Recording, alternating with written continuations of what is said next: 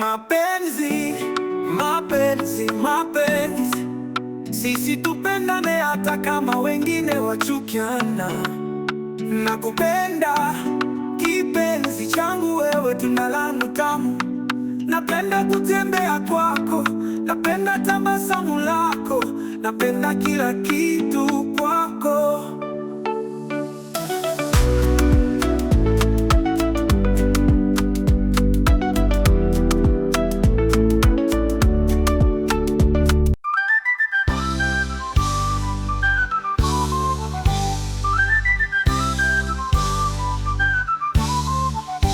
Mapenzi, mapenzi, mapenzi, sisi tupendane hata kama wengine wachukiana. Nakupenda kipenzi changu, wewe tunda langu tamu. Napenda kutembea kwako, napenda tabasamu lako, napenda kila kitu kwako. Oh.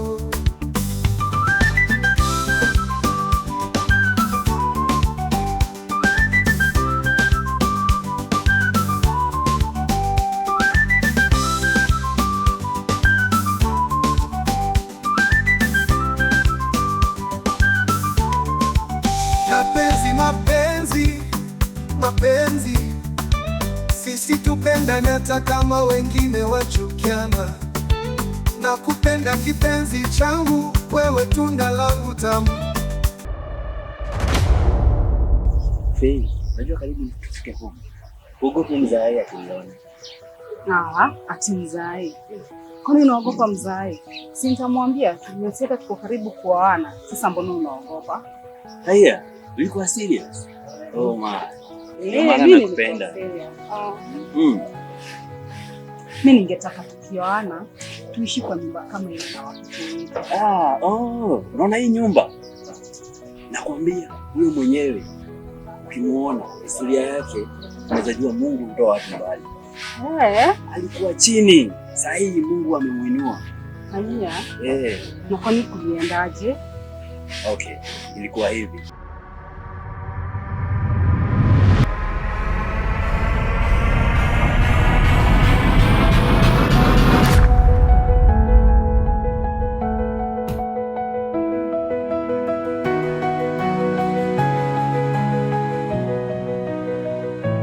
Yaje Kabu? Yes, Master. Nimepatana naye bwana. Hata mimi nimefurahi sana. Unajua kwa nini nimefurahi? Jua vile kumekaa. Kwani kumekaaje? Mimi nilienda kibarua asubuhi. Naenda kwa ile site yetu. Nakumbuka tulipatana. Sasa tukakuta watu wa kuleta material hawakuleta. Wale wanaletanga sijui mawe, ballast, mchanga, hakuna kitu kimeletwa.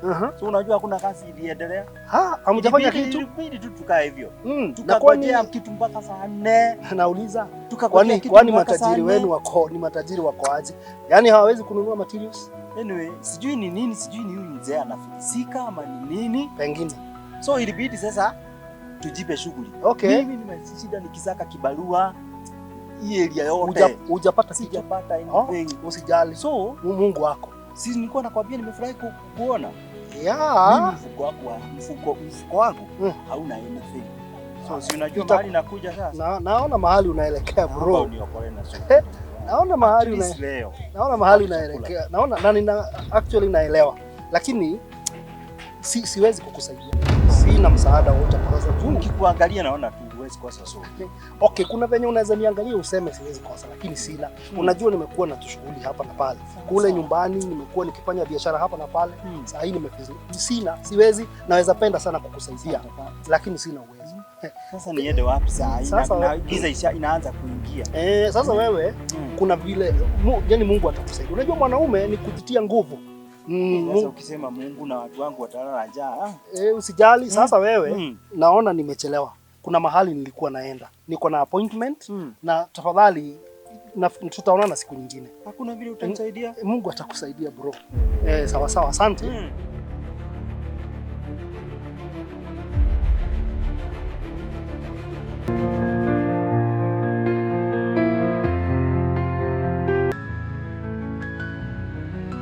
Hello, tunakula mapema. Si mapema, ni mapema wapi? Kwani mlikuwa mnataka kukula saa ngapi? Mama iko vita. Mlikuwa mnataka kukula saa ngapi kwani? Hebu kuleni haraka haraka kwanza. Nimewapenda kamoja mwenye hata kwa amemaliza hizi chakula na tunarudi nazo kitchen. Haraka haraka. But mama kwa nini? Nimesema sitaki maswali mingi. Mkule. Haiwezi kuwa namaliza ugali mbele yenu. Nachukua hizo chakula zenu zote. Hammalizi kukula? Hammalizi? Nimesema mkule haraka kabla baba yenu aingie. Mkule haraka kabla baba yenu aingie, mkwe mmaliza na tuoshe hizo vyombo. Acha nimalize mtaniona. But mama kwa nini? Sitaki maswali mingi. Sitaki maswali mingi, kula. Hujanipa. Na yeye ni nani wewe kula? Wacha nimalize, kama mjamaliza mtaona. Kuleni. Jesse, wanichukia nini? Kwani nilikufanyaje?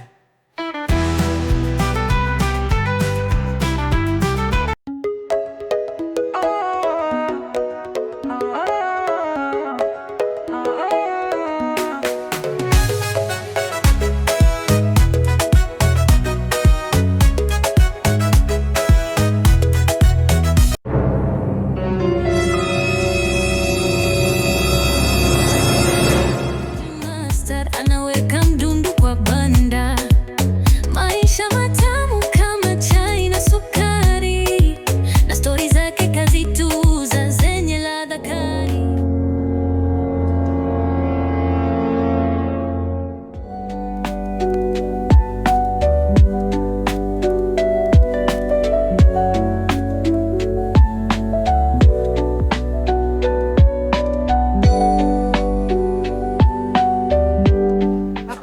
Umekaa hapa sana. Singeniambia venye nilikuwa nataka. Kwanza nilikuwa nataka uhudumia wateja kwanza.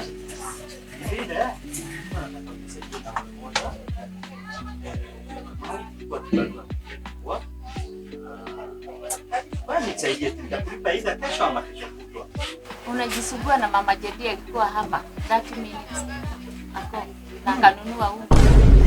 Amenunua unga? Hapo ni sawa. Ameenda na unga? Ameenda na unga. Ile kubwa tukaichi.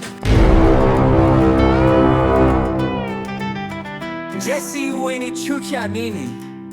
Kwani nilikufanyaje?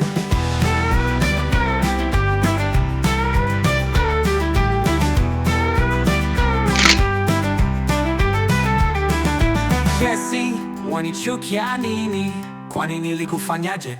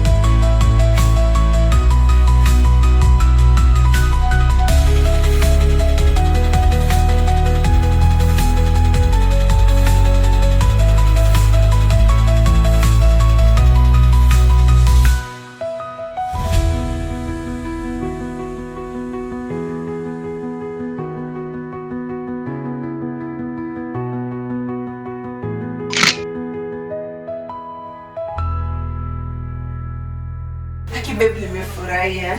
Sijui last time hata sijawahi enda shoot by the way. It is the very first time. But naona nitaelewa hizi vitu. Aki thanks babe. Let me tell you. Hii studio unajua wewe unanipanga ngapi? Ngapi babe? Imagine a photo 500. Wow, one photo. Ngoja uone this cameraman bwana anakuaga topest. Kwa hivyo nitajiona kama wale wenye naonanga wengine. Exactly. Sasa tunashangaa sasa utaziweka wapi? Ni Instagram ama ni Brown mzai ataona jamaa tutafanyaje? Tulisema ile story zetu sasa utakuwa sawa. Mimi na wewe hapa kwa hapa. Huyo tumsahau. You know I got you. Sindio babe? Alafu unajua utanileta tena, sindio? Unauliza. Haki babe, sijui kama singekuwa na wewe, haki sijui ningetuaje. Mimi toka ukam kwa life yangu. Wow, kila kitu iko wow. What I love us for. Wow, babe. What am I there for? I'm here to treat you. You're my queen. Thank you, babe. My only baby. Thank you. And you know what? Unafikiria as you go home. Sababu nataka unajua nilikwambia kuna ka business naenda kufanya. Yeah. Ningetaka tukae kidogo, lakini as you go home, I want to sort you with kabao too. Wow, Don't worry, najua unajuanga, this is the only cash that I have at the moment, but as soon as umefika home, so unajua mimi ni Mr. Machapa. Wow, inakujua bebwa ni ule msee. By the way, unajua account ile yako. Just go and check. Tuko manage kitu. Ukifika huko tu. Zaidi thou. Just go and check. Wow, baby, thank you. I love you too. Thank you. Thank you. Yeye tunaenda kubaya watoto wangu leo tunaenda kukula. Tutakula mpaka nyama leo. Thank you baby. Sinajua ule fala wako hakuna kitu unajua. Hakuna kitu anaweza niletea I know tena. you sote. Thank you baby. I love you. Bye.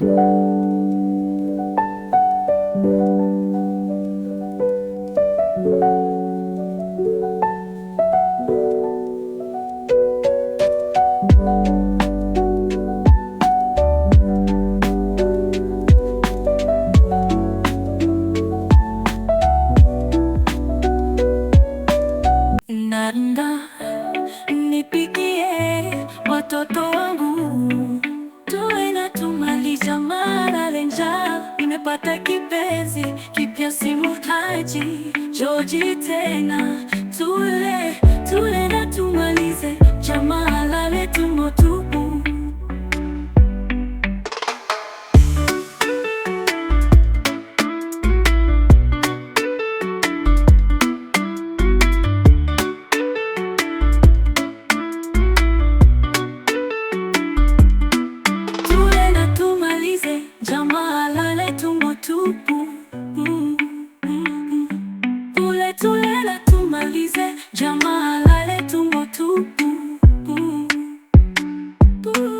Nimepata kipenzi kipya simutaji, Georgie tena. Tule na tumalize, jamaa lale tumbo tupu.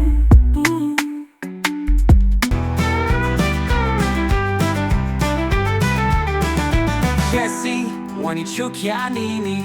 Kwani nilikufanyaje?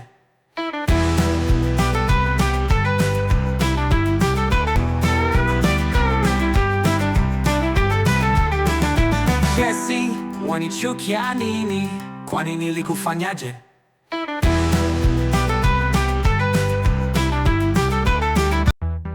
Kesi wanichukia nini?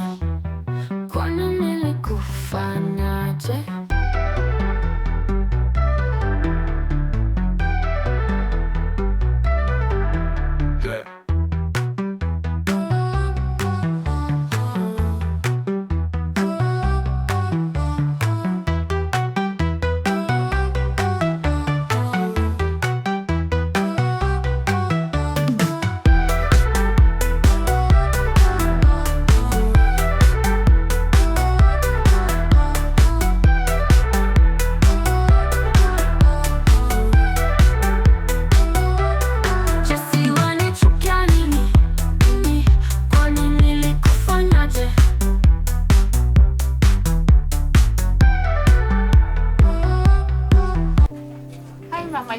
Hai tumama upate. Nataka unga ya ugali. Poa.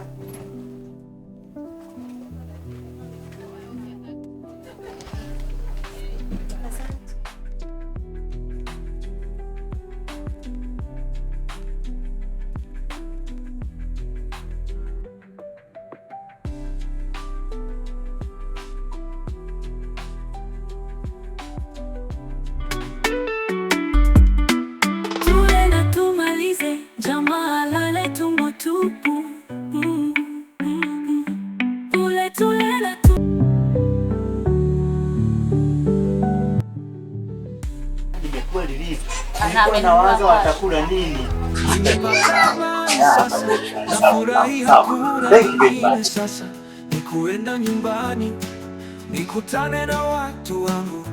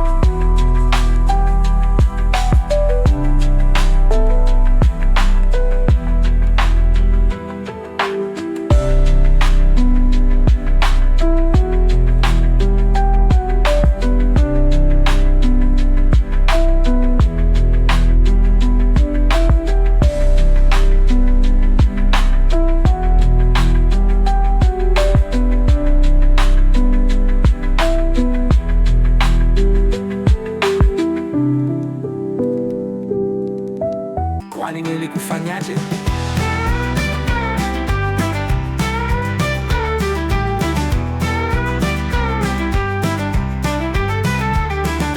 Jesse, wanichukia nini?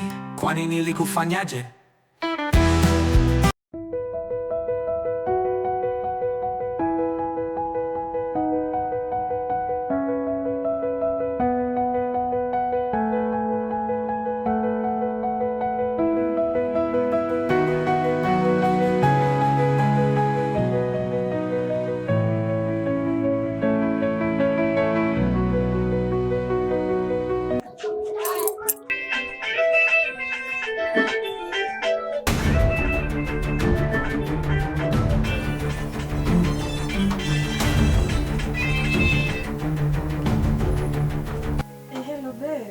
Jessie. Hi, baby. My baby girl. Yes, I'm good. Nimekumiss. Wow, leo nimemaliza. Naosha vyombo. Imagine kama ungetupa ile zao. Tungepika. Nimeosha vyombo sitambakishia. Acha akule na huko. Aende huko. Unajua tulikutana na alikuwa ananiambia nimpatie sofi mbili. Hivi sikumpatia kwa sababu ningempea aje, na hata nilikuwa najua wewe uko sofi. You my only and only love.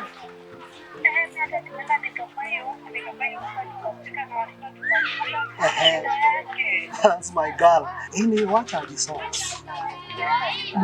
Mwanaume ni kutia bidii, you know. He should know, he should work. Anyway, nilikuwa tunataka kukuuliza hivyo na kimbia to some business. See you later, my baby girl. I love you. Thank you so much. Mwah.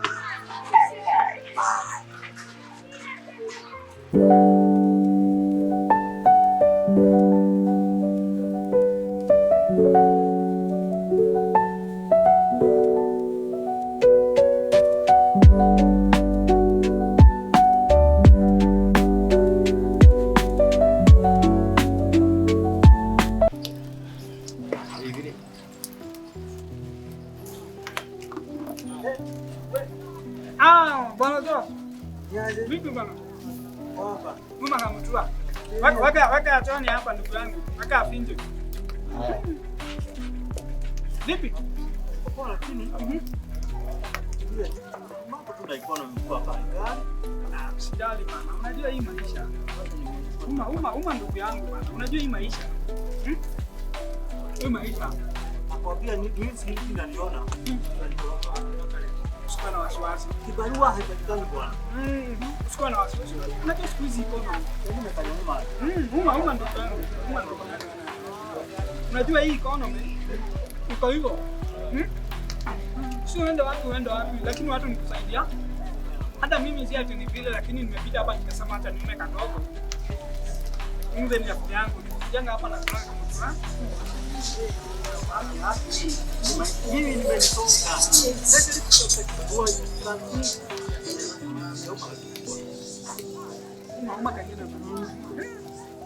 Uma ndugu yangu. Hii maisha ni kusaidiana. Lakini unaona kama hakuna mtu hawezi hitaji yule mwingine. Mtu anaweza hitaji anybody. Lakini labda hivi huko hapa iko sawa. Haiko sawa. Lakini mimi pande yangu. Okay, siku hizi nimekuwa nikisema like Mungu alileta hapa duniani. Mimi niwe nikiwapea company mtafute pesa. Mimi sipati. Sometimes maisha iko hivyo. Ama niaje muuzaji? Maisha ni ngumu. Tunakupanda na kushuka. Maisha iko hivyo lakini tunafurahia na tunarudi nomo kwa maisha. Ama vipi? Unasikia? Nasikia bahari imefika sasa. Hata kama nikabutuki nitafuta. Haya Mutula. Na mama anafanyia dadi hivi. Anamnyima hadi chakula. Ai. Kwani alifanya nini ama amemkoseana? Ai.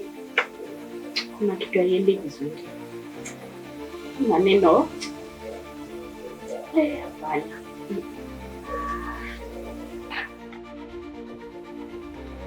Mbona mama anafanyia dadi hivi?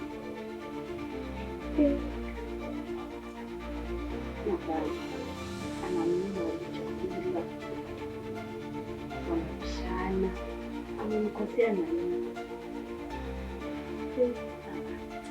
Maneno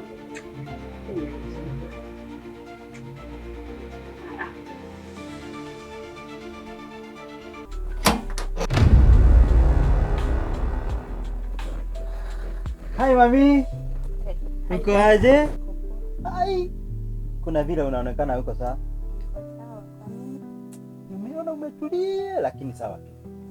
Ya, umeshidaje lakini? Poa poa. Na mimi nasikia nimeshoka leo. Nimetembea. Nasema tu pole, itafika wakati utaitwa mzazi. Utajua vile mtu unang'ana.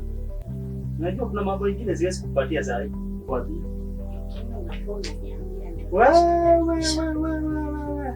Utaanza kuchokeshwa na maisha kabla hujafika pale. sasa nikifika kama sijui ndio nitachoka zaidi. Mami, wacha nikuambie.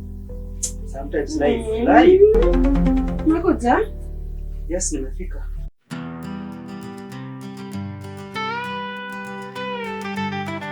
Jesse, umenichukia nini? Kwani nilikufanyaje?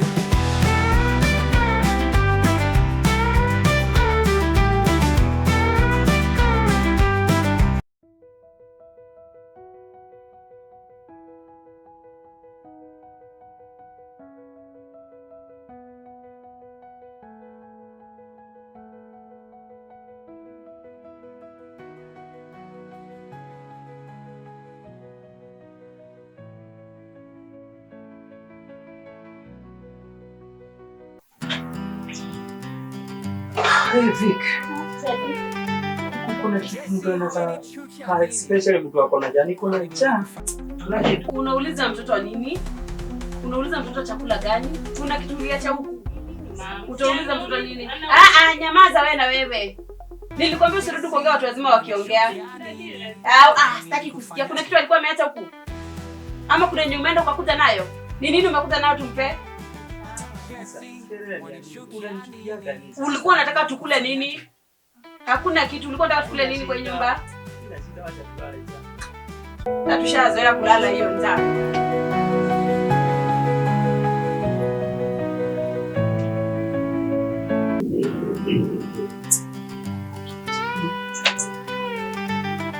Jesse, umenichukia nini? Kwani nilikufanyaje?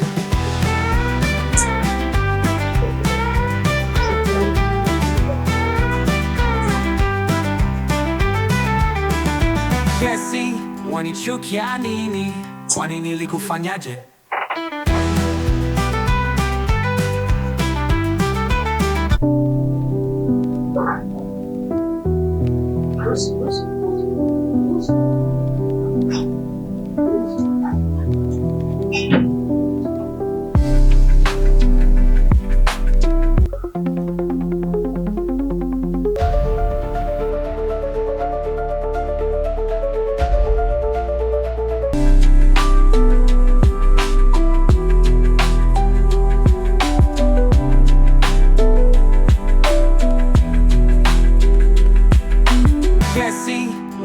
wanichukia nini? Kwani nilikufanyaje?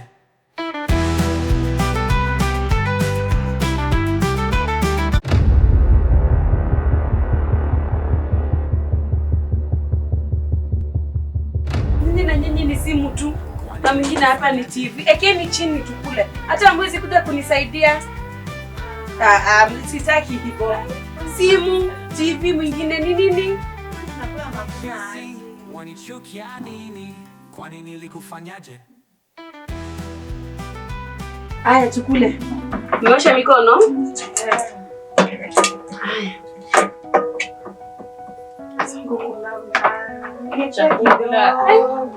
Ni kidogo.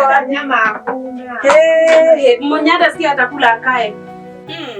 Chakula ni tamu. Na kwani hamkuli mnaniangalia aje? Mama unakula na hatujaomba. Kuomba tena? Hapana, maombi ni kanisani. Baba tumekuja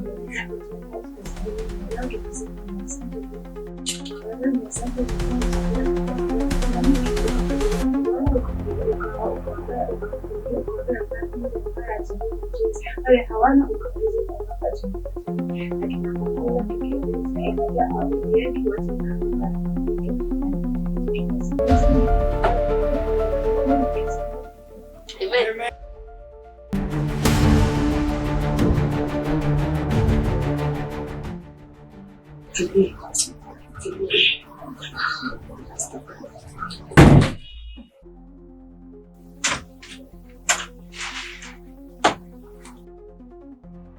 Nini? Ni stima imepotea ama? Ni stima ama ni token? Mama acha nitafute kando. Ni shida yenu, shughulikeni huko, mimi siku. Kwa mkisikia kukaa kwa giza mkae.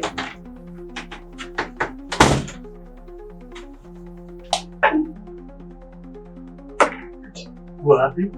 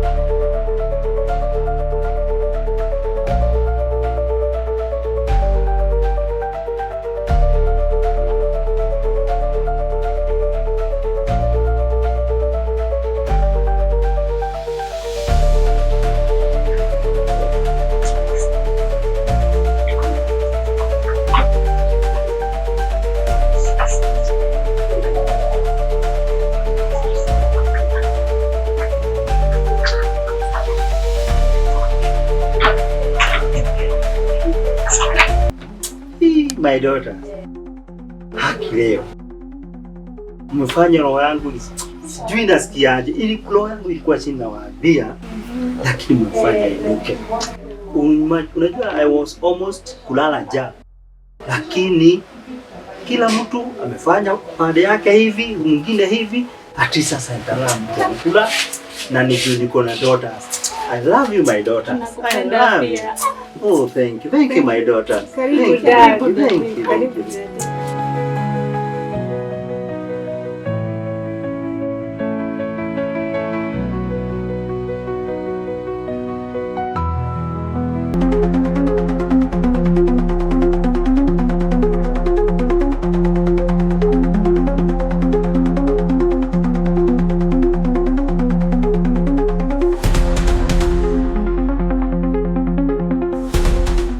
Jessie, baby girl. Manzi nimekuhata. Uko aje? Nimekumiss. Unajua kuna vile nataka tu.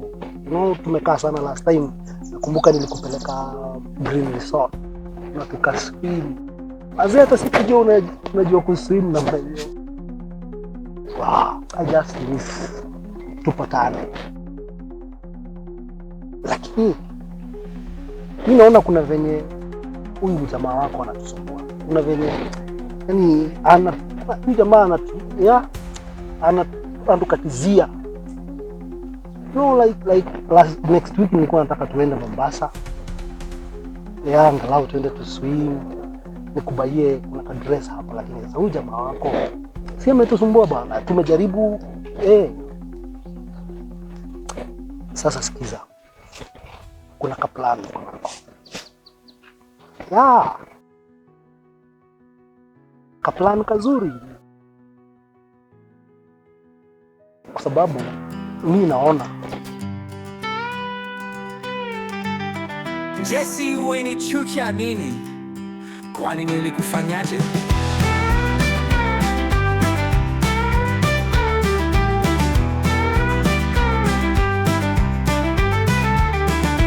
Jesse, umenichukia nini? Kwani nilikufanyaje?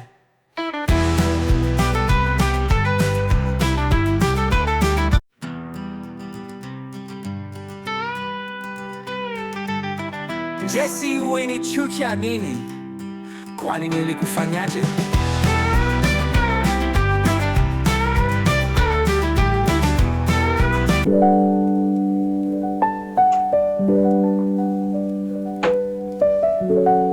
Jadi, naenda na narudi.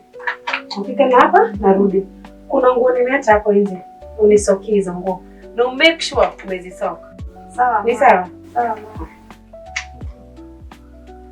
Kama napita? Nafika na hapa napita si mbali. Narudi tu leo mama. Ai, maswali mingi ni za nini? Nimekwambia nakuja, umake sure umenisokia nguo narudi, sawa? Sawa mama. Mtu akikuuliza kwenye nimeenda, mwambie mama ametoka anarudi. Narudi. Nilete chipo. Hai, unisokie hizo nguo vizuri na kuletea chipo na kuongezea smoky na soda. Sawa, but be a good girl. Yes. Sawa. Bye mom. Bye. See you. Sasa unasikia bro? Sasa nataka nikupatie hii simu. Nikupatie hii simu. Wewe ndio ufanye mipango yako, alafu kirudi tutaje vile tutasotia story nyingine. Najua huwezi niangusha. Siwezi. Hawezi. Unanielewa. Tumefanya naye mastaff kadhaa. Hii kazi bana nimeifanya siku mingi bana. Wewe ni msee wangu. Wewe ni msee wangu. So, safi. Shika. Endo fanya mipango yako. Alafu tutarudi tujue rada ni gani. Si ndio? Safi safi. Wazi wazi bro. Kimoja mtu wangu. Kabisa. Wazi wazi.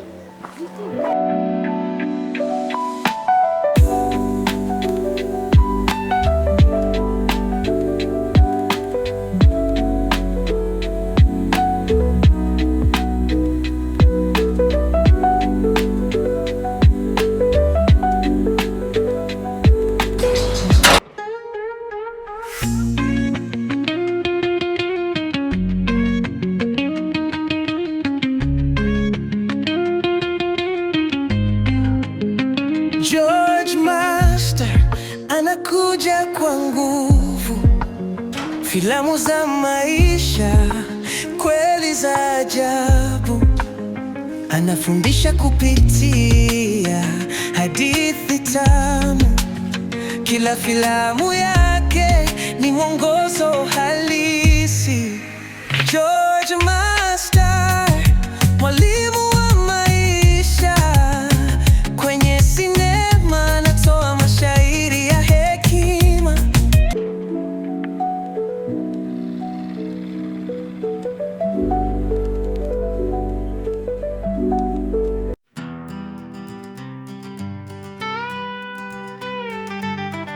Jesse, umenichukia nini?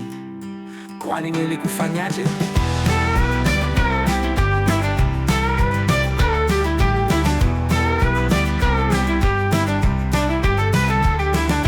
Jesse, umenichukia nini? Kwani nilikufanyaje?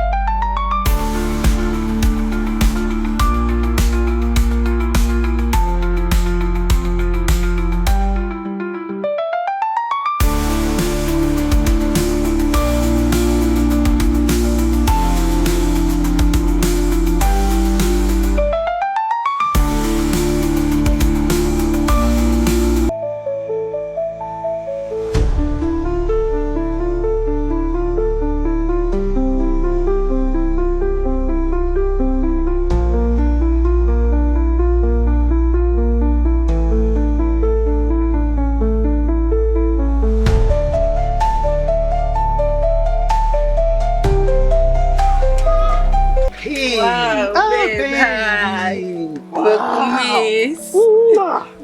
Look at you. Thank you. Beautiful as always. Thank you. I have missed you so much. Thank you. I'm lucky. Lucky too. Imagine. Have a seat. Unajua hata kama ni mabesi zetu. Just have a seat. Ndio zetu. Wow. How are you? Poa. I've missed you. I've missed you too. How is everything? Good. Yeah.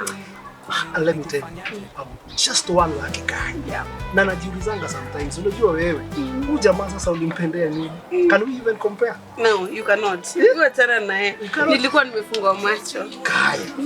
But thank God, we have hooked up. Yeah. Let me tell you, I'm going to treat you. Unajua mimi ni I'm that guy. That guy, yeah? Yes, that is my babe. Yeah. You know, I remember last time when tulitembea Green Resort. Unakumbuka? Yeah. And you're just one. So it's like that. Uliniambia unataka iPhone gani? Nataka iPhone 15 babe. iPhone 15? Just count that done deal. Wow, babe. You know, niko na deal. Yeah, 15 million. Wow, babe, 15 million? Yes. Wow. I am Mr. Deal, man. Na nitakubaia hiyo phone. That is my guy. Exactly. Anyway, speaking of that, acha tuongee hiyo tuleta. Kwa sababu there is a reason na mimi nikuita. But babe, naona naogopa, tutafanya aje babe? There's no need to worry. Usiogope. Hii deal tukipanga, hakuna mtu atajua. Babe, are you sure? Nobody is going to know that. Tukiwa very careful. Only lazima utasikiza instructions zenye nitakupatia zote. But naogopa. No, don't be afraid. You know, katika deal zangu kuna chemical fulani. You know, your chemical is good. Ukiitumia kwa mtu it's good. Na kuambia hiyo chemical mahali nitaipata nimetafuta, nimechunguza na nimejua when you use that chemical na ukiitumia vizuri mtu like ukipea, I know you understand what I'm saying. Yeah, I understand babe. Like uwekea mtu like you know tunamwekea huyo, tutakiekea kituondokee. So unajua ametusumbua sana. Anatusumbua na anatukatishia life yetu. Ukitumia hiyo na uitumie kulingana na instructions zenye nitakupatia, nobody will know. Now the best thing about hiyo chemical huwa inafanya kazi kama carbon monoxide. Wow. Unajua venye carbon monoxide hufanya kazi? You know, mtu akinhale mtu anakufanga pole pole. Actually itakuwa painless. Jamaa hata sikia uchungu. Kwa hivyo hata niletea shida mingi akikufa. It will be painless. Jamaa ataenda. Okay, ilifaa sikia uchungu anyway kwa sababu anatukatizia, lakini itakuwa painless. Kwanza namchukia sana. Tunaifanya as soon as possible. But babe, usikia. You have to be careful. Why babe? Because hiyo chemical ni mbaya, especially ukipatikana nayo. It is one ni ile imepigwa marufuku. Ukipatikana nayo, you know what happens? What happens? 20 years in jail. 20 years? Yes. 20 years? Yes, so you know I don't want na tungeachana na tutafuta kitu kingine. You know what? I don't want to lose you. It will be heartbreaking to lose you. So ufuate instructions vizuri. But 20 years ni more. Uwe very careful once tutaipata. Anajua unajiuliza tutaipataje? Juu kama ni kitu inaweza fanya mtu afungwe 20 years, tutaitoa wapi? Don't worry. Unajua mimi ni mtu wa connections. Na tutaibeba aje kama mtu akishikwa ni 20 years? No, you will be very careful, eh? Kuna vile tutapanga hiyo maneno.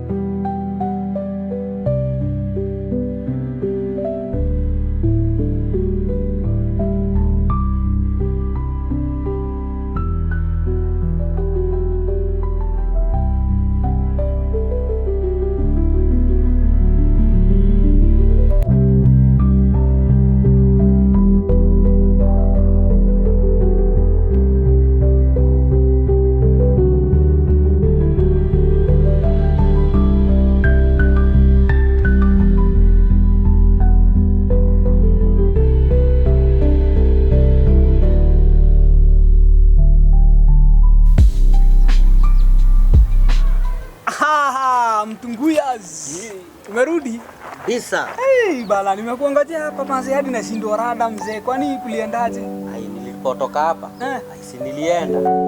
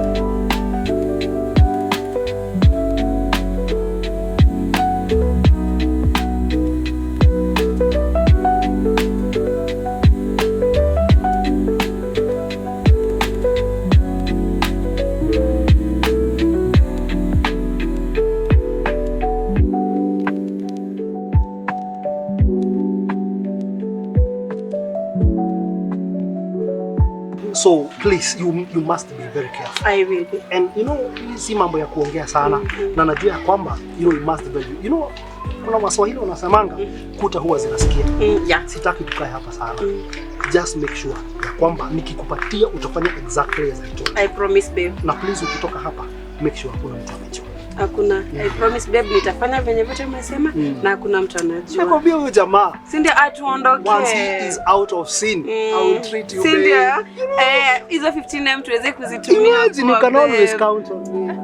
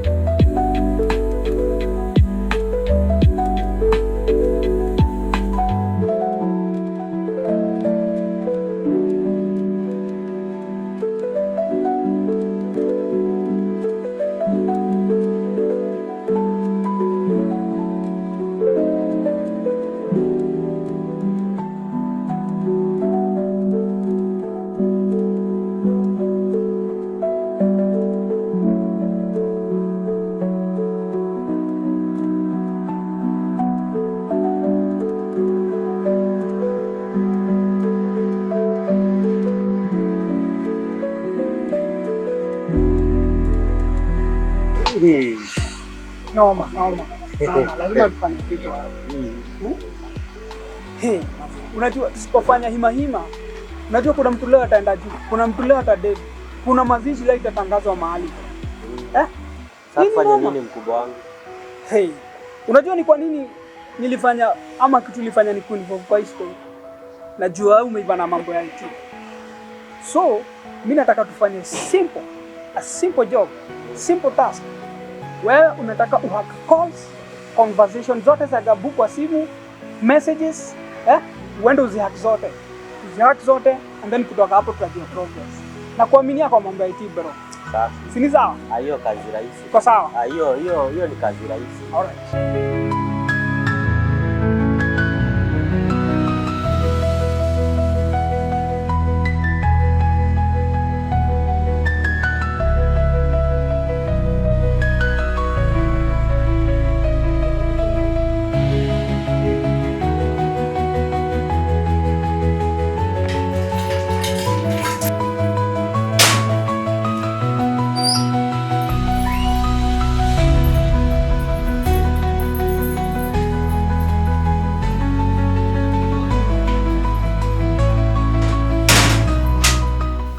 nisaidie na namba yake ya WhatsApp. Oh, WhatsApp. Acha nikuoneshe namba ya WhatsApp. Huyu jamaa bana, huyu jamaa lazima tumwahi. Leta namba yake ya WhatsApp. Namba yake ya WhatsApp ni 07 23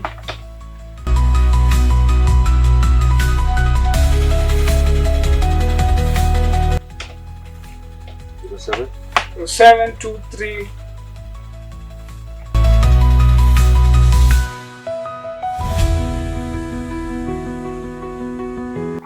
jamaa na lazima tumwahi jamaa. Huyu jamaa bana. Ish. Jamaa ni mada.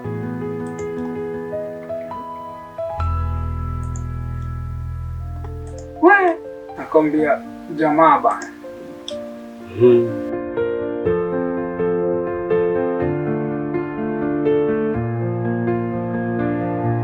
Jamaa bana lazima. Mimi nikuonyeshe kazi bana. IT. Kazi naielewa vizuri sana. Mambo IT bana. Acha nikuonyeshe.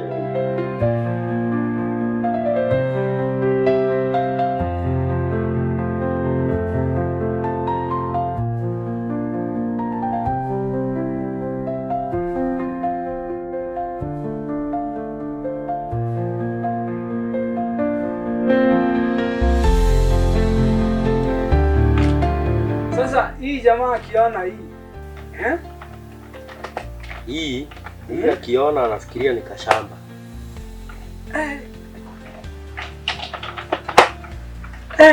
Mambo sana.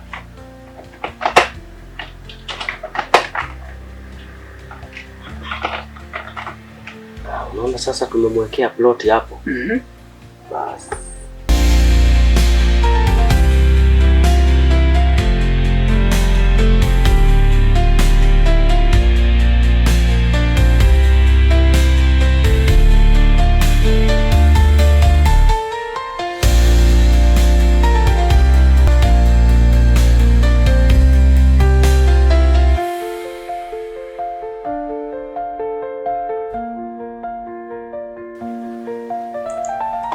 Sasa senda hiyo sasa, akishafungua tu hivi ni hivyo namba yake, kila kitu atakuwa akifanya, akiongea nasikia. Unajua nilikuchagua juu nilijoin mkale. Hii kazi tunaijua. Well done. I have invested a lot. Yeah. Sasa hiyo siko poa. Iko sawa. So sasa tutegee. Tumpe tu time kidogo tu. Kipigiwa tu hivi. Everything tunasikia. Nice. Hata ndio yeye anapiga. Poa sana. Uko vipi mwanangu? Niko salama kabisa.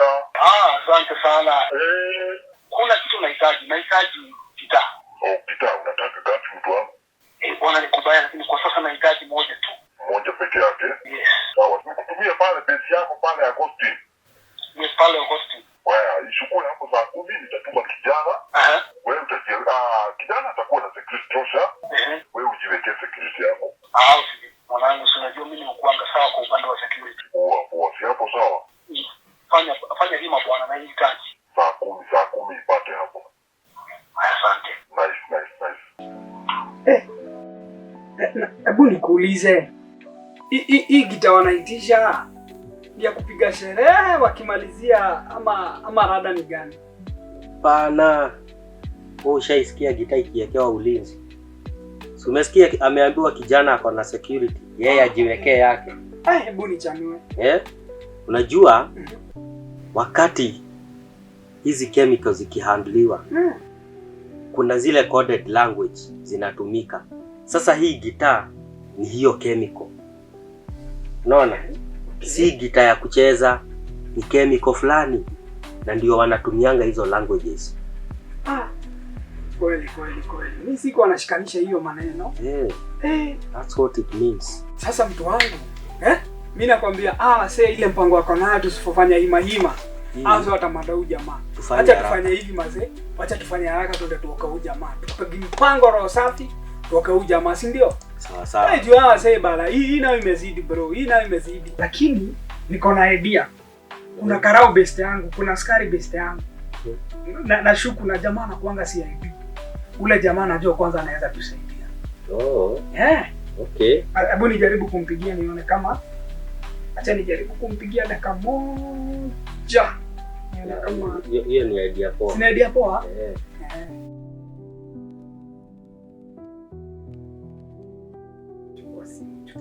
Chukua simu afande. Afande. Habari gani?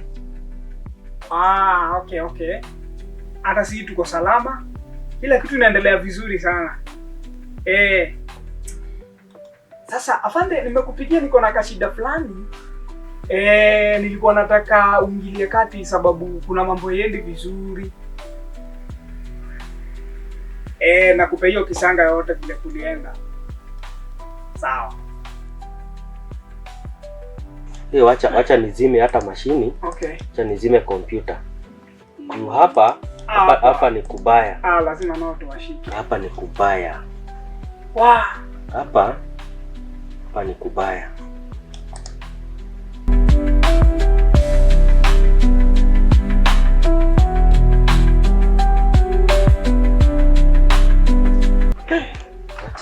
Chukua hizo vitu bana.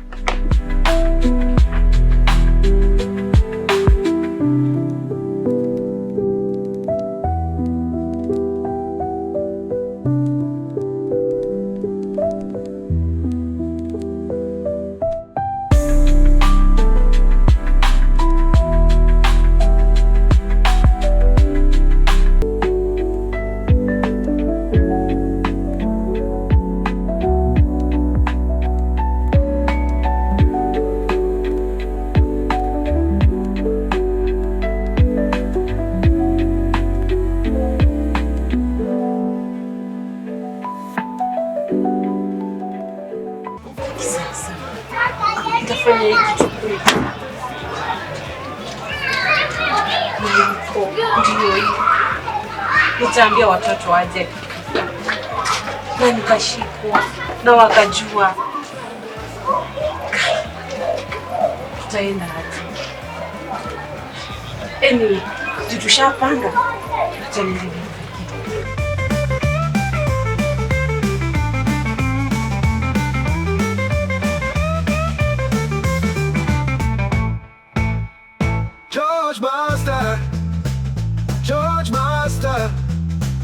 George Master, filamu kali na za kupendeza, filamu kali na za kupendeza.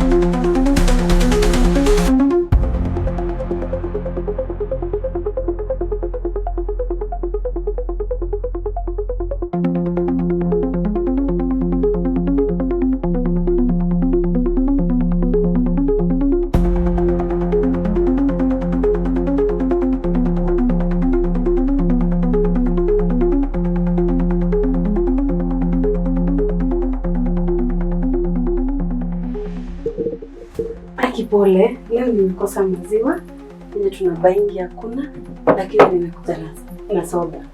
Soda? Nimekosa maziwa. Wow, soda.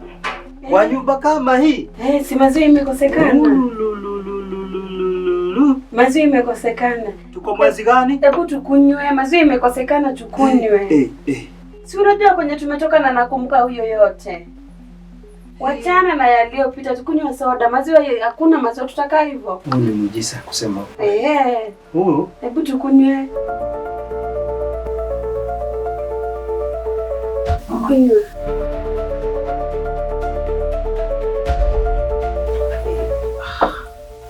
Ni wapi umevuzwa ile soda? Unajua mpaka saa hii nachaka. Wewe ukaninunulia soda. Tumetoka mbali badala ya chai. Tukunywe tu. Hakika Mungu anafanya kazi kwa hii nyumba. Kama leo umeninunulia soda.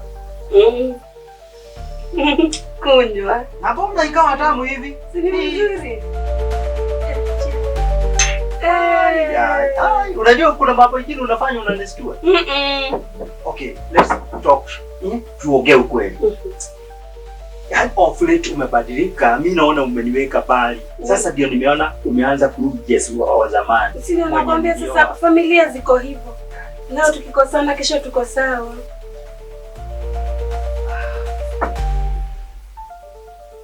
Na ulikuwa wapi leo? Nilikuwa nimeenda chama. Kuna mama rafiki yangu chama ilikuwa kwake, lazima ningeenda nimpikishe, nimsaidie, tumalize tuoshe vitu. Nilikuwa chama. Tazuri. Hebu tukunywe tumalize tuende.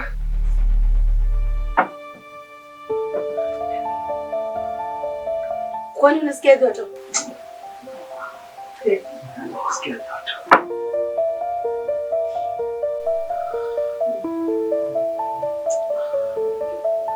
Kwani nini? Uko sawa? Joto sijui imetoka wapi. Unasikia joto? Joto imezidi. Lakini kuna joto iko. Ama ni stima. Joto iko, kuna joto. Ni stima.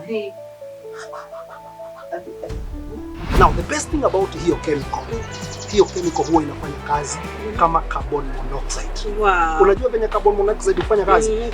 Mtu akinhale mtu anakufanga pole pole, actually itakuwa painless. Jamaa hata sikia uchungu. Kwa hivyo hata niletea shida mingi ya kikufa. It will be painless. Jamaa ataenda.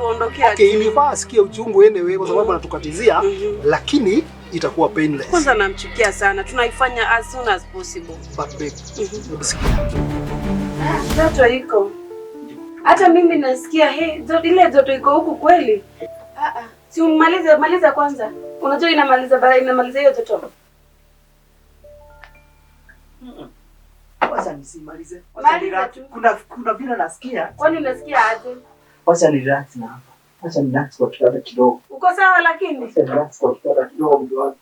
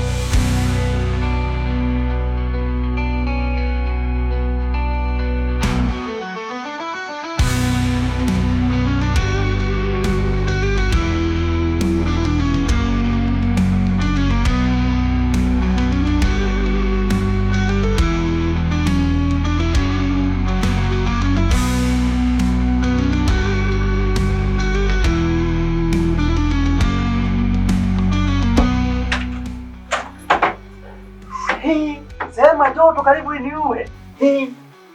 Na nimelala. Lakini uzuri nimeamka nikiwa relaxed. Niko sawa sasa. Just make sure ya kwamba nikikupatia utafanya exactly as I told you. I promise babe. Na please ukitoka hapa. Baya hiyo joto, sijui ni nini. Kwani mtu hajakufa? Ama hii ni ghost? Ai. Kwani kunaenda aje? Si ulikuwa unamaliza naye? Haina shida juu hata imekaa hapa sana. Ama unataka kukunywa? Niko sawa kabisa sasa. Waiter. Yes. Sasa. Poa sana. Huku kuna nini by the way? Kuna maziwa, chai. Okay. Nataka nini? Sababu Ni leo kuna mayai pia.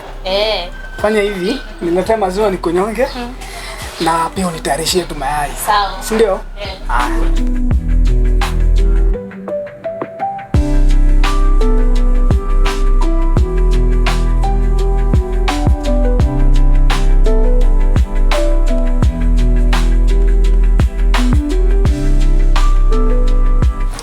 Thank you. Welcome. Kabisa kabisa. Yes.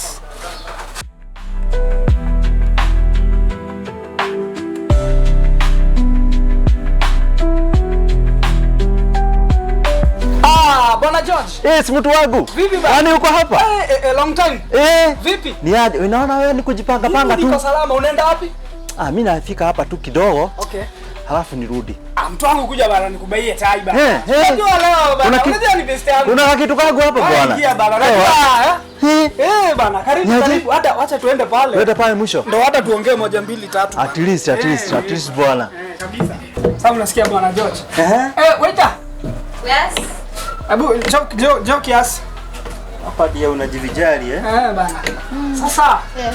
Si niletea pia bwana George kama maziwa. Sawa. Ama maziwa iko sawa. Maziwa iko sawa. Ndio unajua wala kama maziwa la kujua. Bana. Kama dama tu bwana. Wewe nakujua sana hali ya maisha bwana. Yes. Sasa mambo imekuwa ingine. Okay. Hali ni ile tu. Sisi tulikuwa na wewe. Okay. Mambo iko pale tu kama haibadiliki. Asante sana. Karibu bana. Unajua mimi nilikuwa tayari nimeshaoda. Na kwani? Huyu uko na kikombe special na mimi nanipenda hii mama. Unajua hapa. Hata mimi nipenda kama hii. Bana wewe bana. Unajua mimi hapa ni mwenyeji. Okay. Sasa hii ndio base yangu. Hapa ndo nakuja kutengeneza kamwili. Hali ya maisha? Maisha hii. Tunabajia tutoke duniani. Ndugu yangu. Duniani? Kuna furaha. Hakuna furaha. Hakuna. Mimi sikia news. Mshukiwa mmoja kwa jina la Tabu akamatwa katika kijiji cha Yellow Valley akiwa na kemikali yenye sumu na ambayo imepigwa marufuku na serikali hapa nchini. Hii ni kutokana na hali ya mapenzi ambayo imeshika moto kati ya Gabu na Bijesi, ikichangia kutaka kumuua bwana wa huyo Bijesi ili kuondoa kizuizi chochote katika kupendana kwao. Akiongea na wanahabari wetu, askari jasusi aliyemkamata bwana Gabu aliweza kusema ya kwamba hekaheka za kutafuta Bijesi zimemwandanga ili kumchukulia hatua kali na za kisheria kwa kutaka kumuua mumewe anayejulikana kama bwana George. Huku juhudi za kumtafuta zikianza, simu ya bwana Gabu imezuiliwa kituoni. Uchunguzi zaidi inasemekana iko na ushuhuda unahitajika katika kuendeleza kesi hiyo. Mwisho wa taarifa ya habari. Unajua anacheka kwa nini? What is going on? Kwa sababu mimi ndo nimefanya hiyo kitu yote. Ikafanya. Nini? Mimi ndo. Ukafanya ni wewe. Tulia bana. Wewe ndiye umepanga hii mambo yote. Story ilikuwa hii.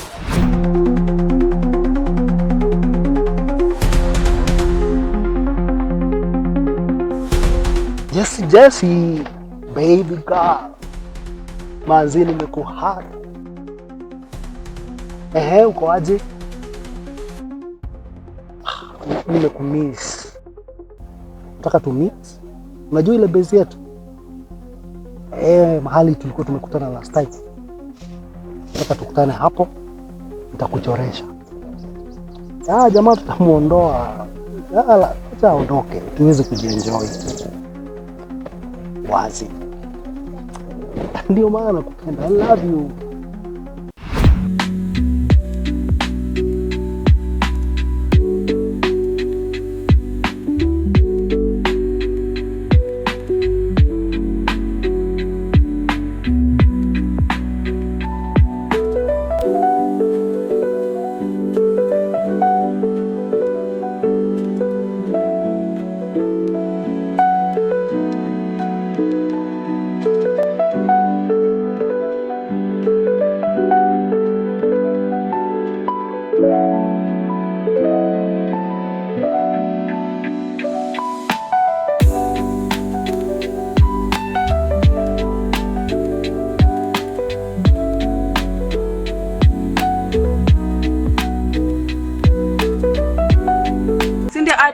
Once he is out of sin, I will treat you babe. Hizo 15M tuweze kuzitumia. Imagine, you can always count on me.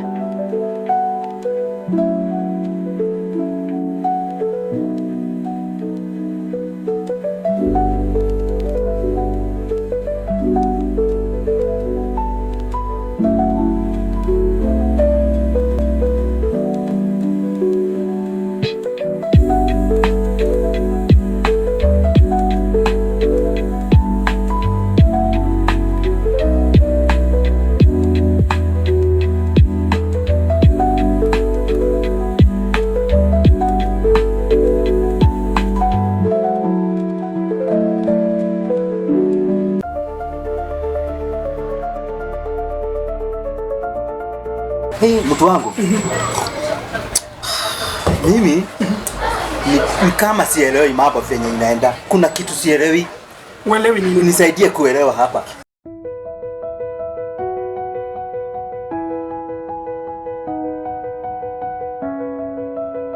Mama Diana. Mambo. Mama Diana. Niko. Kuogopa nini? Naogopa? Kila mtu nimekula, maisha ni raha. Naogopa nini? Kwani kuna? Kwani uelewi? Nini sasa? Kwani kuna nini? Gani? Naogopa nini? Sina kila mtu nimekula, nitaogopa nini? Kwani ujui? Kwani nini? Kwani kuna? Jedi ananipigia simu. Kwa nini? Na nimetoka kwa nyumba tu saa hizi. Hello Jedi. Kuna nini? Polisi wanafanya nini? Hai? Sawa. Nisaidie. Yes. Juu okay, umeniambia ulimsikiza Gabu. Yes. Wakiongea na mke wangu. Pia ukaniambia sijui mahali wanakutana kwa kibada. Mulifanya sijui recording hapo, mkawanasa mambo yao yote. Inashagia nini sasa kwa hii mambo? Unajua? Sija kumalizia. Bwana George. Sisi baada ya hiyo mpango tulifanya jitihada, tukafanya juhudi zote. Ili kuhakikisha mpango imeenda kama inavyofaa. Unaona sasa tumemwekea plot hapo. Basi.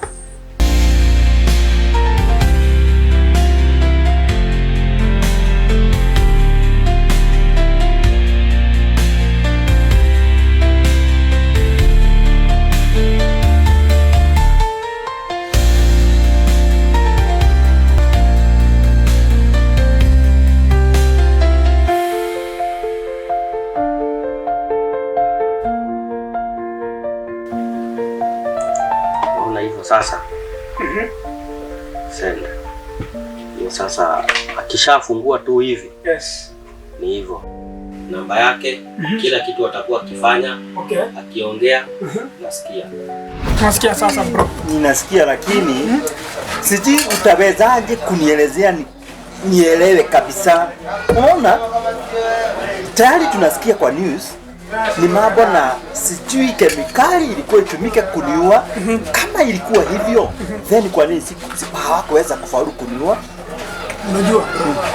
Wewe ni rafiki yangu. Ilibidi nimefanya jitihada zote. Ilibidi nicheze kama mimi. Ilibidi nihakikishe mipango haikuenda kama ilivyopangwa. Na ndio maana nikafanya hivi.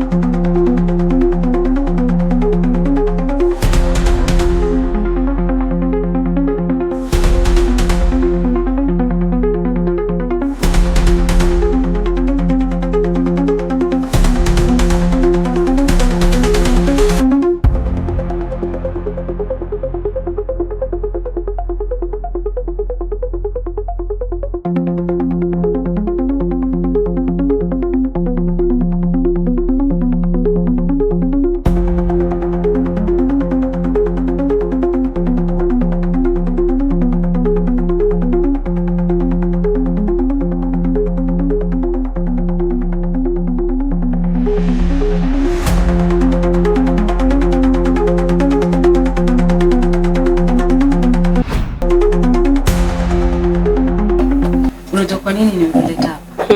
Naona ni kama uelewi. Haushikanishi kabisa. Wewe uelewi kuna wacha nikwambie. Some few minutes kwa news. Story ilikuwa ati wewe na Gabu mko mnajaribu kuwa bwana yako. Ngoja, kwa news. Na Gabu ameshikwa actually. Gabu ako ndani. Gabu ameshikwa. Aje? Na inasemekana ameshikwa na kemikali fulani mbaya imekatazwa kwa country. Like nini inaendelea? Ngoja, umejiana. Aya, Gabu ako ndani. Gabu ako ndani. Ndio maana nilikuwa nasikia mtu yeye akiniambia nini? Gabu ako ndani. Si nimeona uradanishi, nimeona ushikanishi, mimi nikasema nikulete kando at least tuongee kitu nijue what's going on. Ina maana Gabu alikamatwa kabla ya kuniletea kemikali. Hiyo nilimwekea ilikuwa nini?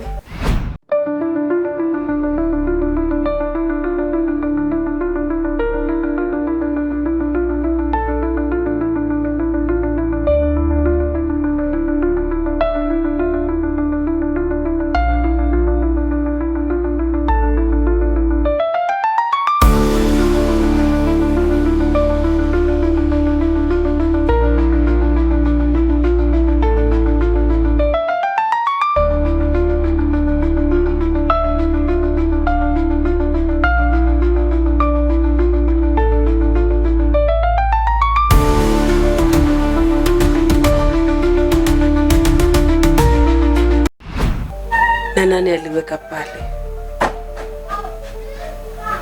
Does it mean kuna mtu anatufuata? Na kama kunaye ni nani? Mbona umenyamaza?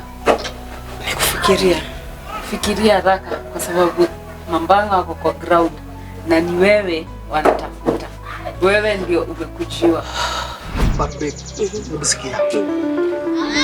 You have to be careful. Why babe? Because hiyo chemical ni mbaya, especially ukipatikana nayo. It is one, ni ile imepigwa marufuku. Ukipatikana nayo, you know what happens? What happens? 20 years in jail. 20 years? Yes. 20 years? Yes, so you know I don't want. Na tungeachana na tutafuta kitu kingine. You know what? I don't want to lose you.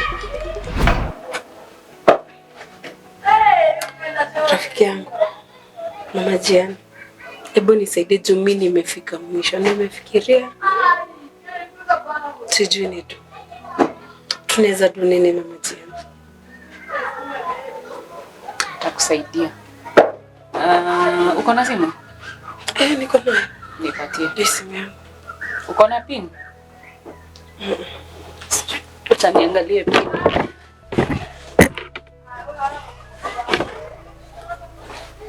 Acha tutoe hii.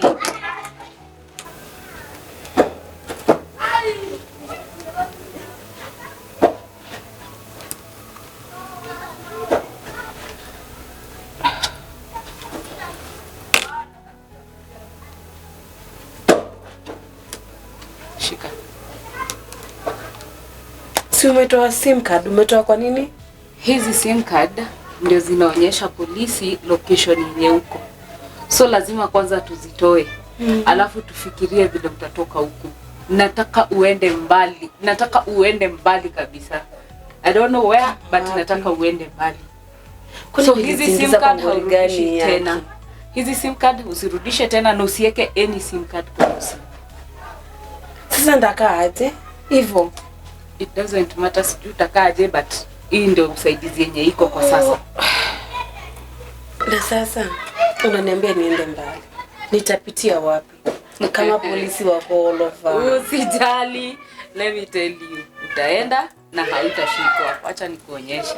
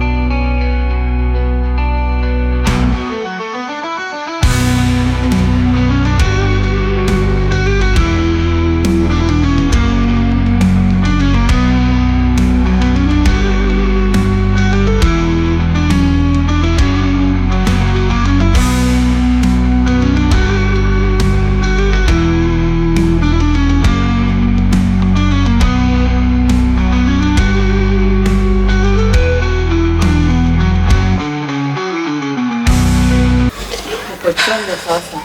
Wacha nipigie Raida wangu akuje akupeleke. Hii ngori ilikuwa hivi kwani tulikuwa tufike hapa? Cha kushtuka. Jamani, nilikuwa tunamwambia. Mbona mwambie tuachane na hiyo story? 20 years. Yes, so, I don't want. Na tungeachana na tutafuta kitu kingine. Mambo itakuwa poa. Mambo itakuwa fiti. Hakuna kitu itakuwa. Hello?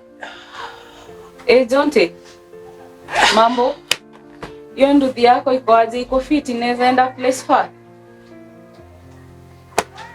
Poa basi. Ngata iko aje?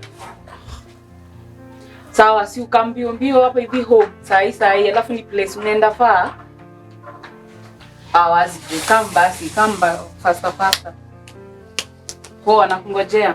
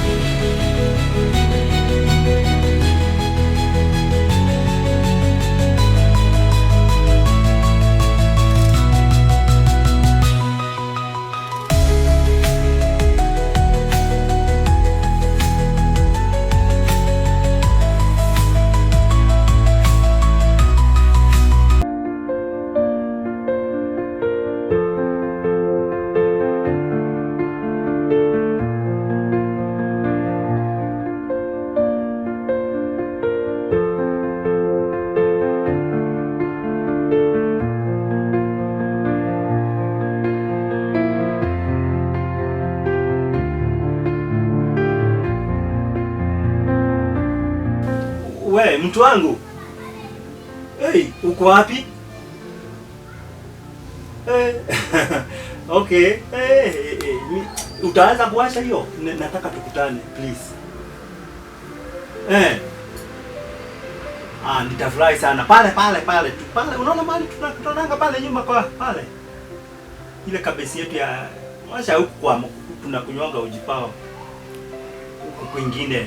Pale palikuwa kwa ujamaa wa supu hapo nyuma.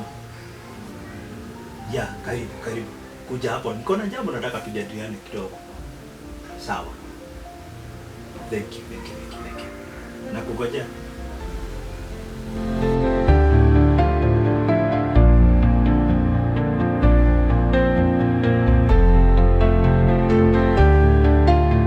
Hai mtu wangu. Yes man. Hai. Waje. Ukiona mzee ameitana. Unajua lazima ukisikia la mgamba unajua kuna jambo. Ukisikia la mzee unajua kuna jambo. Vipi bana? Anyway. Yes. Nimeona nikuite. Kuna mambo mawili matatu hivi. Okay. Nimeona we need to talk. All right.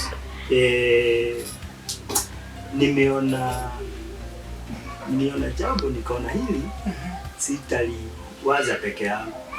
Sometimes I need a close friend like you. Unajua wanaume wanakupa na pressure juu ya kufungia mambo na ndani. So sometimes it's good to share and we solve things. Unajua? Kwa sababu sometimes unaweza kufungia maneno ukute pressure imepanda. Ni kweli. So sometimes ni vizuri kushare na watu na And I trust you. Yeah. Yes. Of late. Yes. Umejua yale nimepatana nayo. I know. I really know. Unajua kwa kumekaa kama kituo cha polisi nowadays. Ukisikia mahali kuna upelelezi, handling of illegal substance, hakutakosa hakutakosa watu. Mpaka hivi sasa unashangaa. Yes. Mimi sijui ni nani sijakutana naye. Mambo ya majasusi.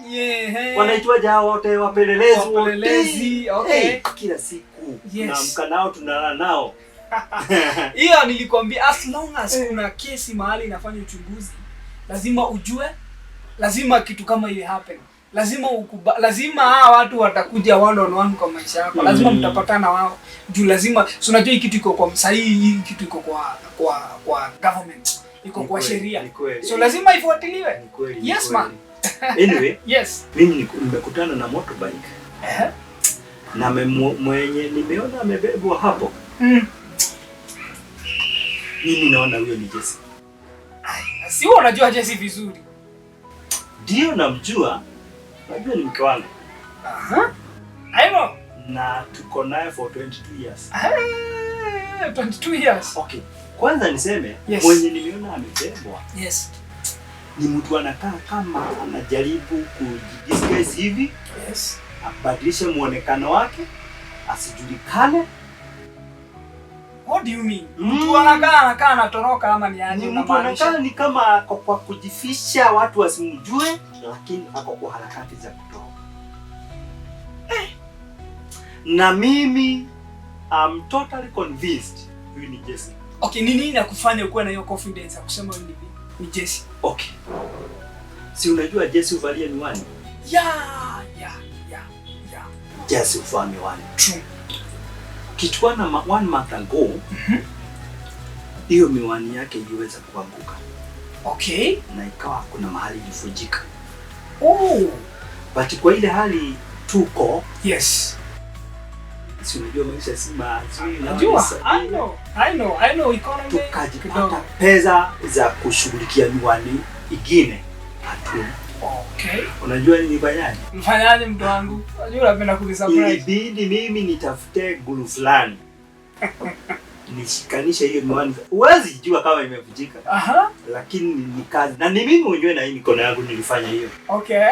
So, hata kama nilijaribu kuitengeneza ni gumu sana wewe ujue, mimi juu ni mimi nilifanya hiyo. Yes. Nimenotice hiyo miwani ni ile ilivujika na nikaweka glue. Sasa mtu wangu, yes. Hilo jambo linanifanya nikose amani. Mimi nakuelewa mtu wangu. Mimi ninakuelewa. Kwanza kitu ya kwanza, huyu mtu ashajua kwanza wewe unajua everything.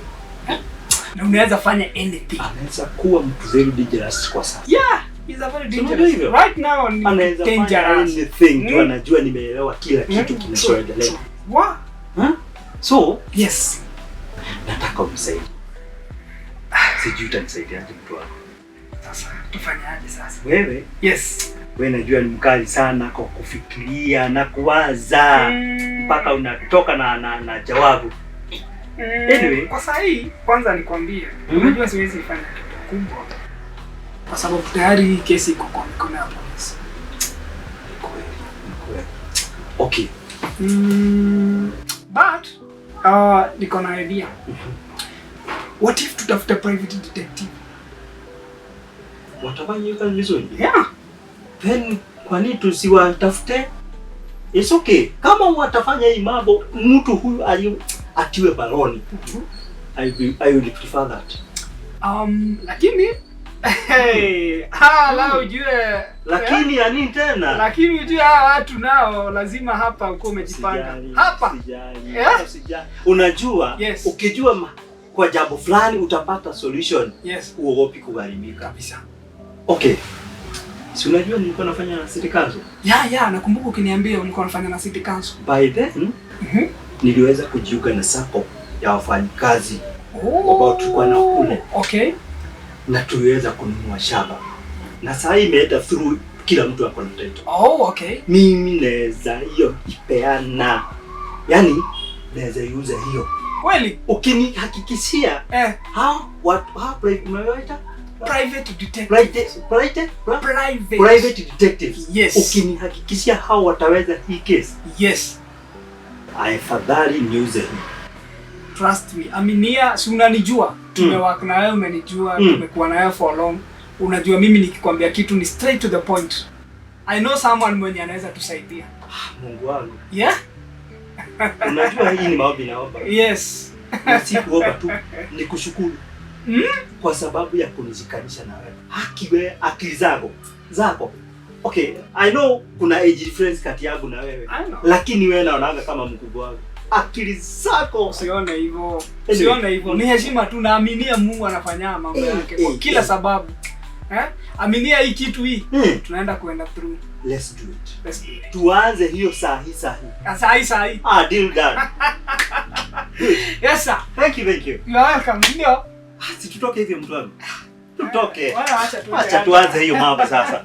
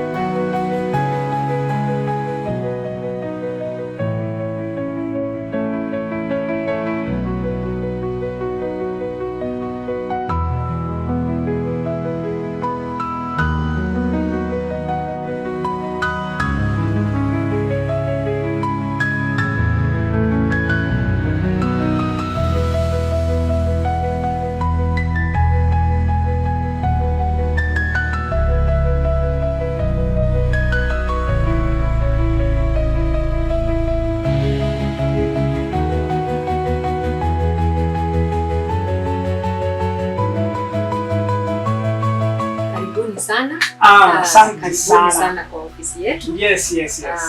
Niweze kuwajua, niweze kujua nini kimewaleta. Alright. Actually tunashukuru sana pia kwa kufika hapa. Yes. Mimi naitwa Innocent Mfalme. Yes. Na mwenzangu hapa anaitwa Jack Master. Yes. And tuko na uhakika ile kitu ambayo imetuleta hapa. Yes. Ni kitu ambayo wewe unaweza kusaidia. Yes. Na najua ni kitu ambayo wewe kulingana na vile na kujua na nini unaweza shughulikia. Asante sana. Thank you so much for the trust. Tutasaidiana. Naomba niweze kuwasikiza nijue ni nini. Actually hata mimi sitaongea sana. Nataka nimpatie hiyo platform akuelezee sana kwa sababu it's a long story. Okay. So nataka nimpatie platform akuelezee na akuambie kitu ambacho kimefanya tukuje hapa. Karibu sana. Yes. Asante.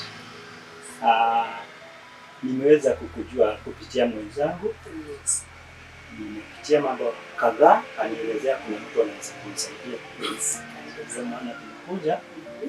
Kama vile nimekwambia, long story.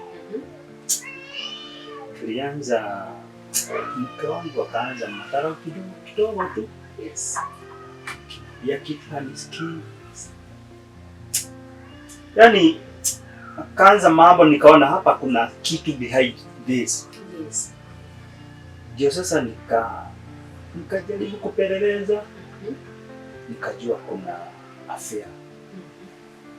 Kuna mtu wako kimapenzi na huyo ndiye anafanya aweze kuwa na madhara mingi kwangu. Okay. So ni kitu imeenda sana mpaka wakaona mimi nimekuwa kizuizi kwa mapenzi yao. Yes. So wakaona ile njia nzuri ni kuniondoa. Yes. So wamekuwa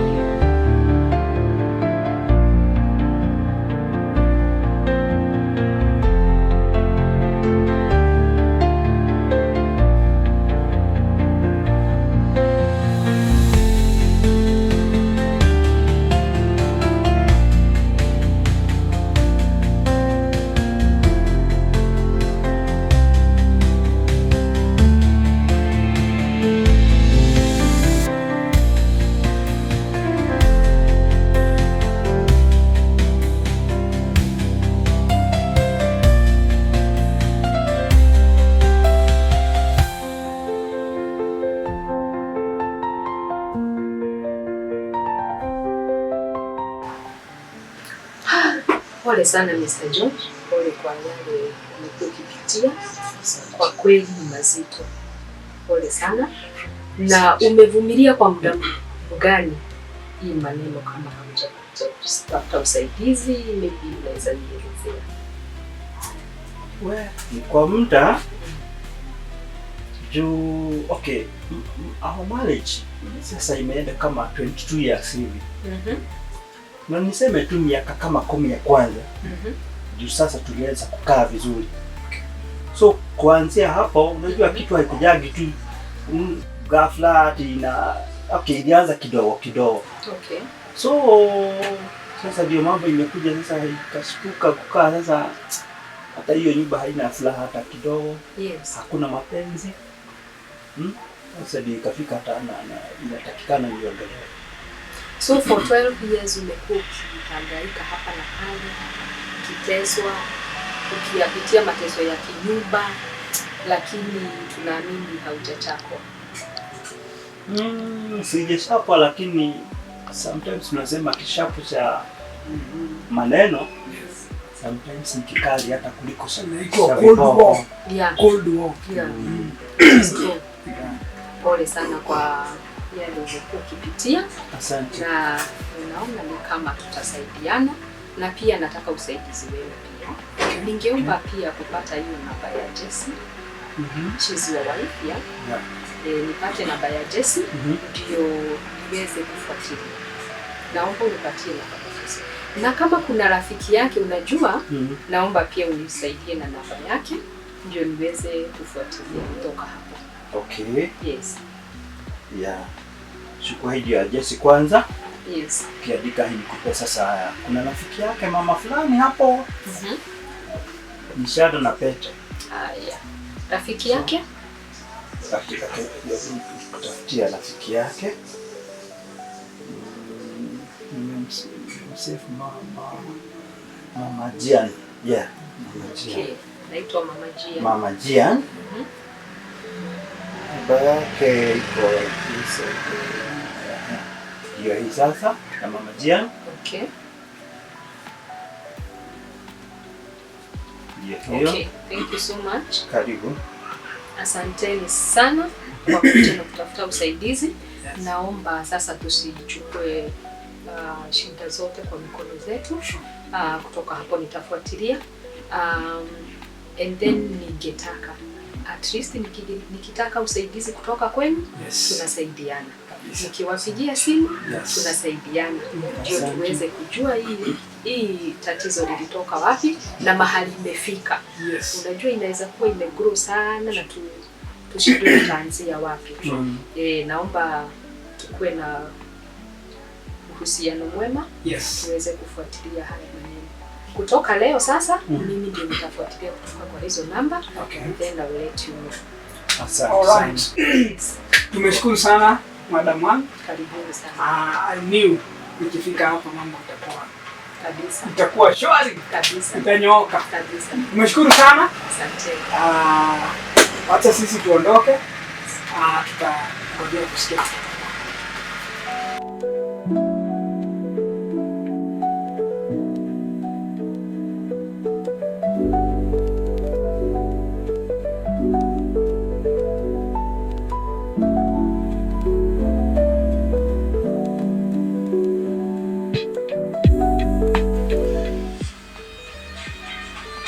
Ai. Kwani simu ya Gabu bado iko hack mode kwangu? Aje. Sikwani si huyu jamaa alishikwa? Ai, it can't be. Anyway, acha tu nisikize venye anasema. Hey, Mama Jian, mambo? Poa sana Gabu. Sitaki tuongee anything kwa simu, but please, nataka tukutane. Sawa, tukutane wapi? Kama hutajali, naomba naweza taka tu meet kwako. Haina shida. Kuja basi.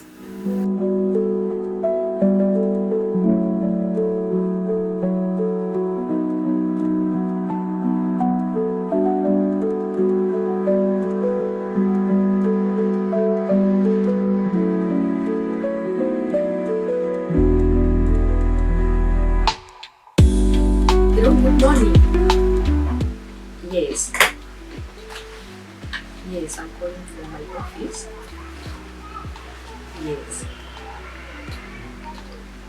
Nimepata ulikuwa umenipigia na nikataka kujua kwa nini umenipigia mapema hivyo. Okay. Yes. Oh, okay. Ulikuwa unataka tufuatilie hiyo kesi ya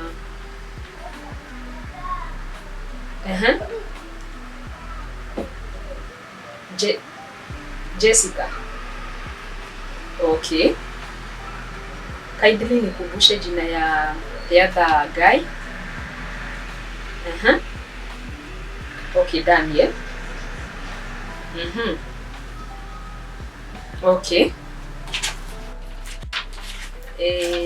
Kesi yako ilikuwa ya tarehe ngapi? Kindly nikubalishe nifuatilie hapa ni nini ilikuwa ya siku gani? Yes. Yes. Inaonekana huyu mtu ako na mchezo ya? Ni kama huyu mtu anatuchezea? Okay. Okay. Nitatuma ofisi yangu. Kwa sababu inaonekana alikuwa kuja tarehe 3 March na ishapita hajakuja. Okay. Okay. Okay. Wacha nione nitatuma ofisi yangu siku gani kwa hii wiki, but I'll let you know, yeah? Okay. Haya, thank you. Allow me to follow up. Thank you so much. I'll call you back. Thank you. Thank you. Karibuni. All right, I'll call you back to follow up. Okay, thank you. Karibuni sana. Asante. Na ninatumaini mko sawa. Si tuko poa, mimi labda wewe pia umekwaje? Mimi niko poa kabisa. Naendelea na uchunguzi wangu. Okay. Na the reason why nimewaita ni kwa sababu kuna some findings. Yes. Tumekuwa tukiona hapa na pale. Oh, nice. Yeah. So inaonekana Mama Jiana alipigia mtu simu wa motorbike. Okay. Akamwambia akujie mtu mahali alikuwa. And from there akabeba huyo mtu. Kwa njia yao ya kwenda inaonekana walikuwa wanaenda kwa safari ndefu. Wakaendelea na safari like 217 kilometers and then inaonekana walirudi the same location. Mahali tu alimtoa walirudi. So hii ni kind of they are trying to wanajaribu kutucheza psychology. Exactly. Okay. Yes. Na sasa haja gani ya kumpeleka huko kote na kumrudisha? Ni kucheza na psychology. Ndio kama kuna mtu anawafuata ajue wameshatoroka. So hakuna mahali walisimama. Walisimama tu kwa petrol station. Okay. Na hiyo ilikuwa wakunywe mafuta ndio waende. That means hii ni kucheza na psychology ya watu. So you want to mean mwenye kupelekwa juu unajua ni Jesse my wife? Yes.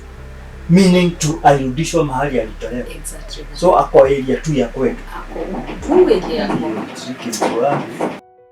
So mmesikia vile safari ilikuwa? Yes, hiyo ilikuwa nini na excuse me Madam Ann. Yes. Kuna jambo lingine ambalo limetokea. Lipi hilo? Kuna jamaa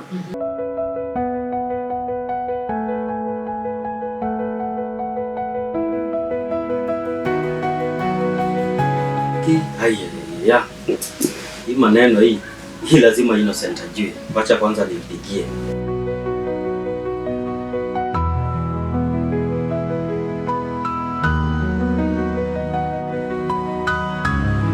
Halo mkubwa wangu.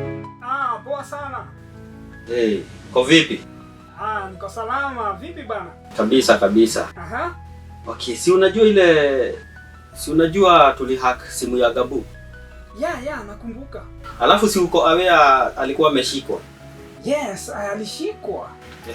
Sasa imagine nimewapata wakiongea na a certain lady ambaye amemuita Mama Jian. Hey, ni kunoma mtu wangu. Basi nitakutafuta tujue what next. Sawa. Haya, pamoja? Kabisa. Take care bro. Safi.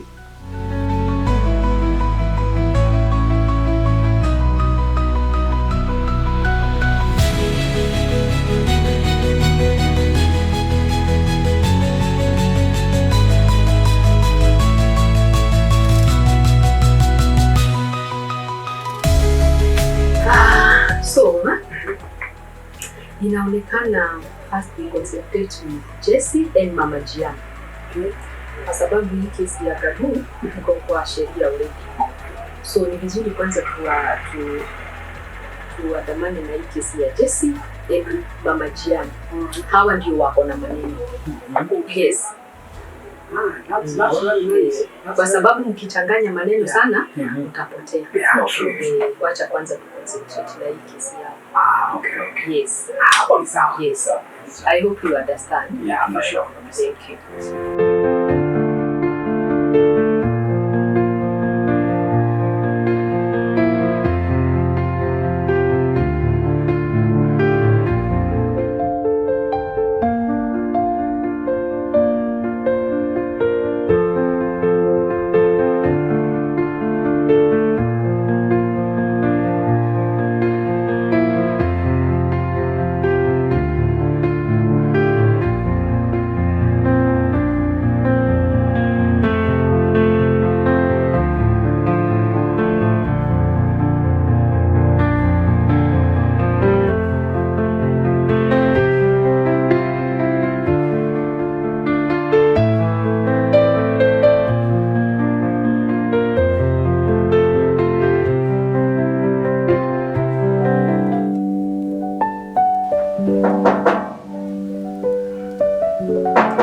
Karibu. Habari yako? Nzuri.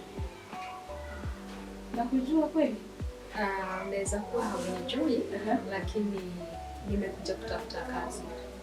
Hakuna kazi siwezi fanya. Tafuta kazi aina gani?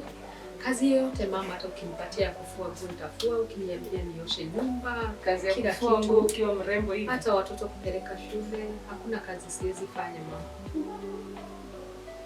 Please nisikize tu. Wewe ingia. Karibu. Asante. Karibu dakika moja kuja sana.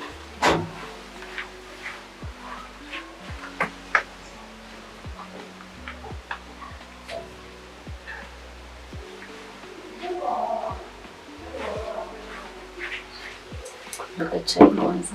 Asante. Karibu.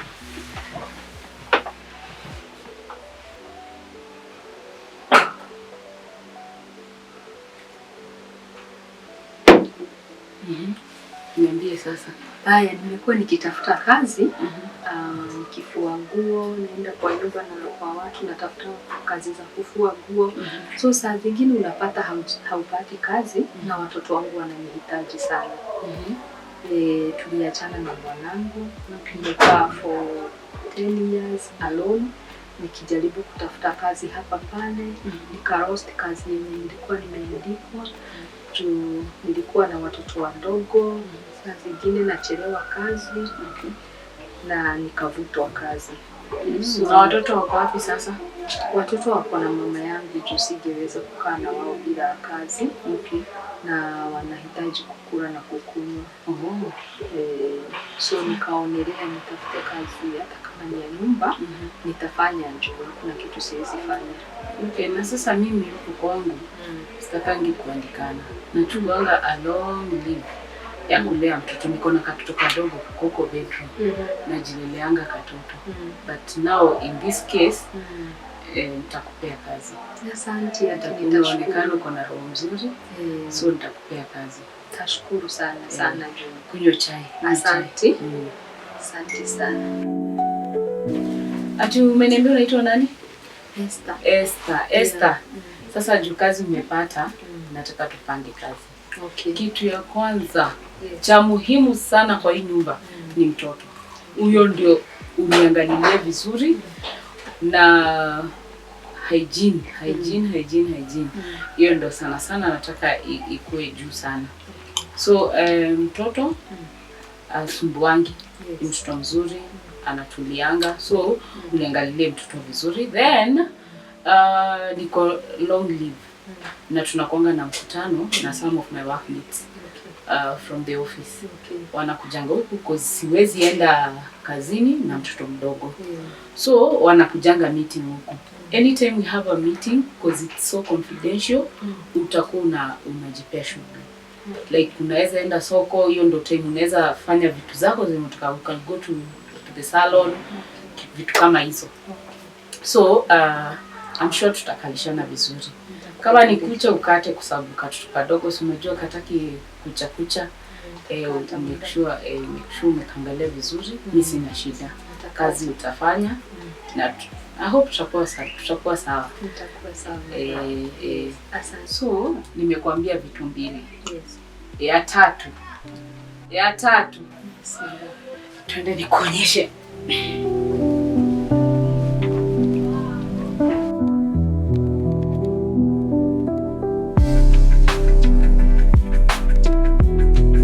Unaona hii mlango? Yes, madam. Hii mlango? Yes. Wachana nayo kabisa. Usiwahi ingia kwa hilo.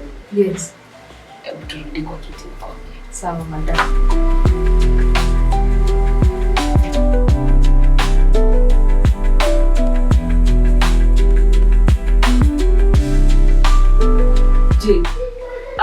Uliniambia unaitwa nani? Esther. Esther, good. So Esther, unaona hiyo room nimekuonyesha? Yes. Hiyo room sistangu ndo ako huko ndani. Na ako na ugonjwa mbaya sana ya ngozi ambayo inamlazimisha akae uchi hana nguo. And that's why sitakangi watu ingie huko kwa sababu ya watoto nini na mambo staki. So hiyo room ikae tu hivyo.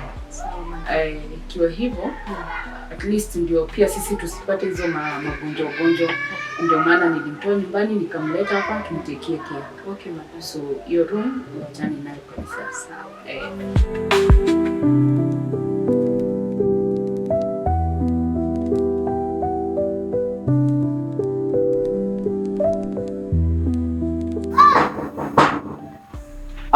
Karibu mkuu.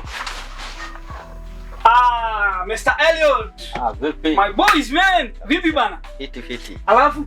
Poa sana bana. Hey, mazuri ni hapa tu hapa na pale. Bana, na wewe umejifika sana lakini mimi niko bana. Nakumbuka. Vipi sasa niambie bana ile maneno vipi? Sina noma. Si bado unajua nafanya zile mastaff. Nakujua na hizi mastaff zako za hii maneno mazee.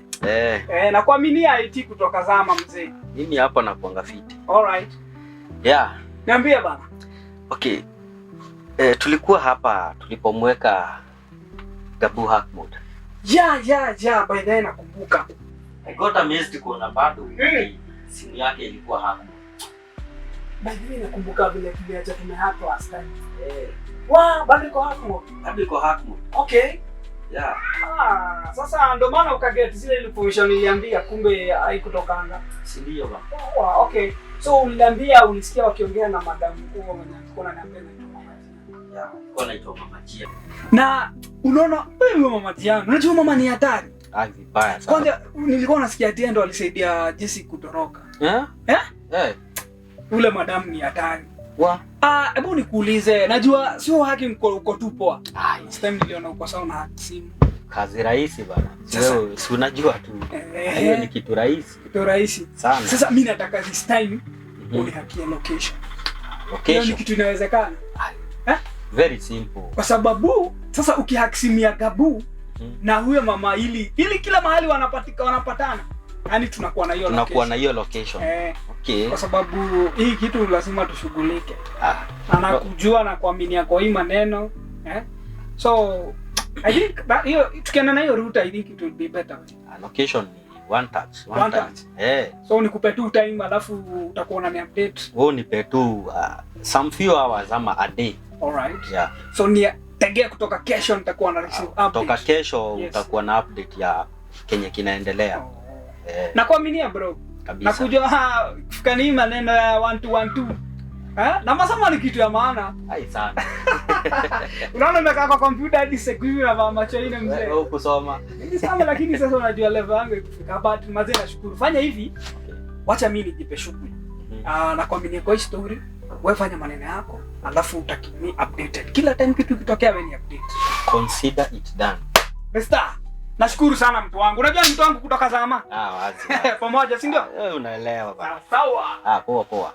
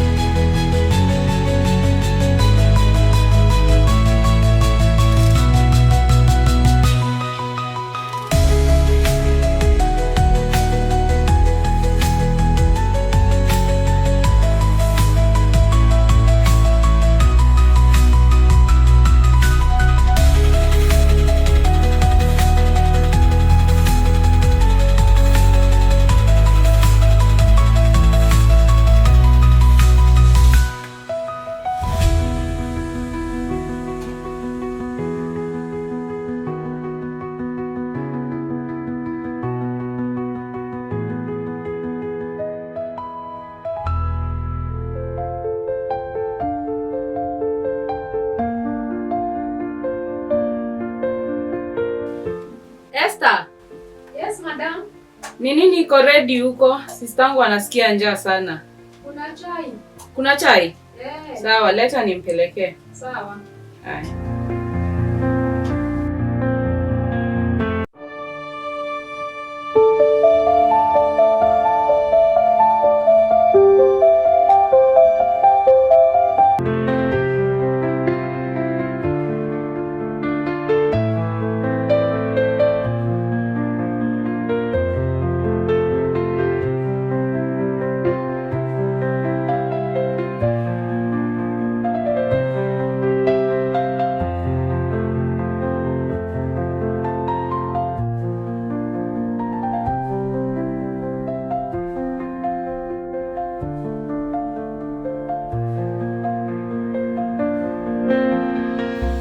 Hi Ben, I hope uko salama. Nataka uende kwa chemist ununue hiyo dawa nimekuandikia hapo, uniletee sasa hivi. Usipige simu but uniandikie message ukiwa about 5 meters from the gate.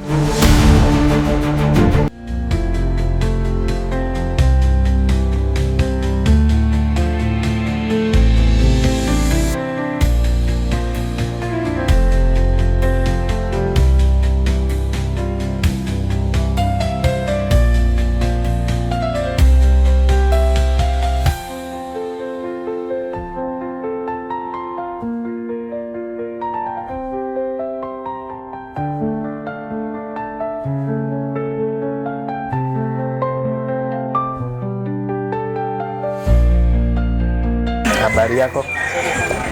Nimetumwa hii.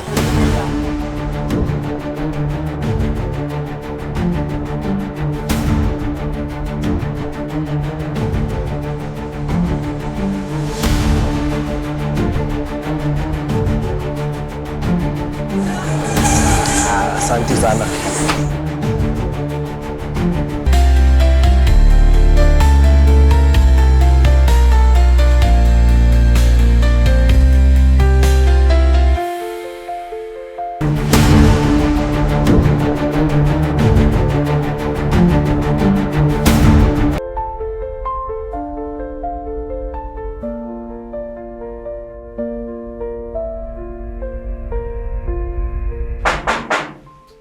Karibu. Hey, Mr. Eliud. Vipi bana? Kabisa. Kula tano mzee. Kwa fiti? Kabisa. Unajua mimi nikionanga simu yako hivi. Najuanga kuna kitu ya maana umeniitia.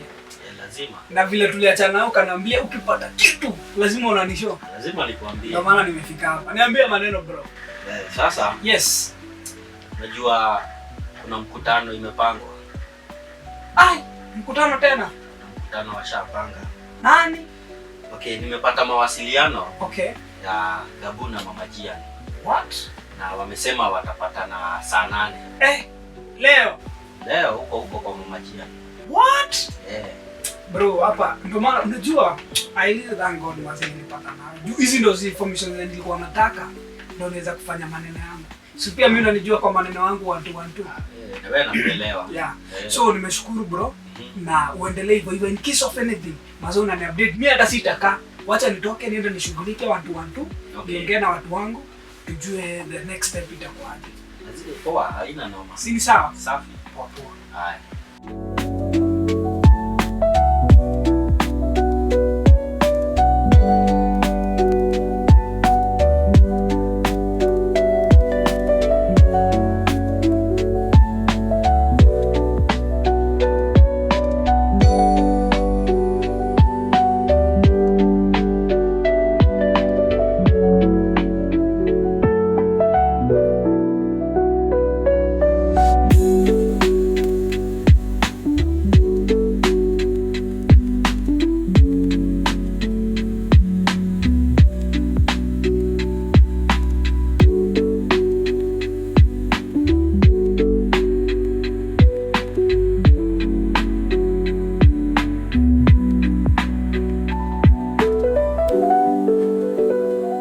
Hi madam, I hope you are fine. From reliable sources, leo saa 8 kuna meeting kati ya Gabu na Mama Jian nyumbani kwa Mama Jian. Nimeona unafaa ujue maybe you can get something out of it. Esther? Yes, madam. Kuja kidogo. Sawa.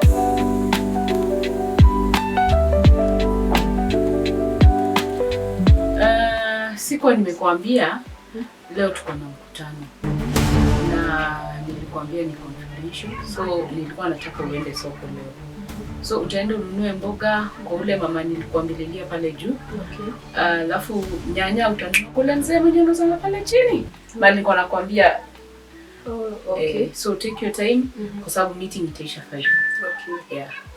Sawa, nitanunua kitunguu. Actually ununue vitunguu. Pia unaweza nunua hoho na dania. Okay. Sawa. Okay. Na pesa? Pesa ndakutumia kwa M-Pesa. Okay. Sawa.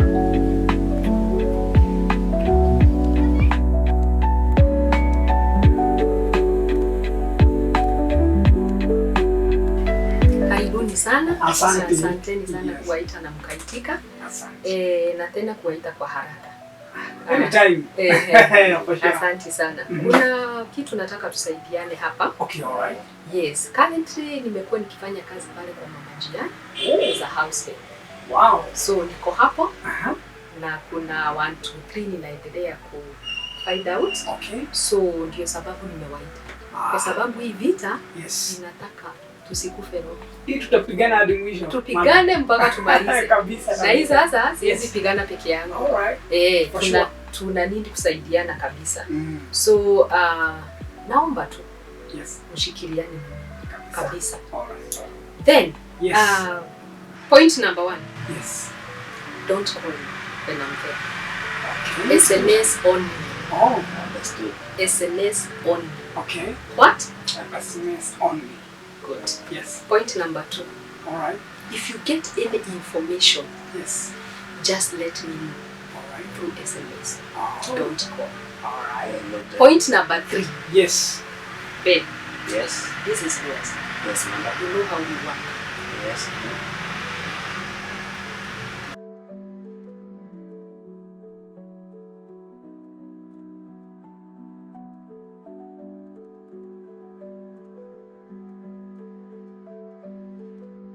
Esther. Yes, madam. Yo uji iko ready? Iko sawa. Leta nipelekee sis.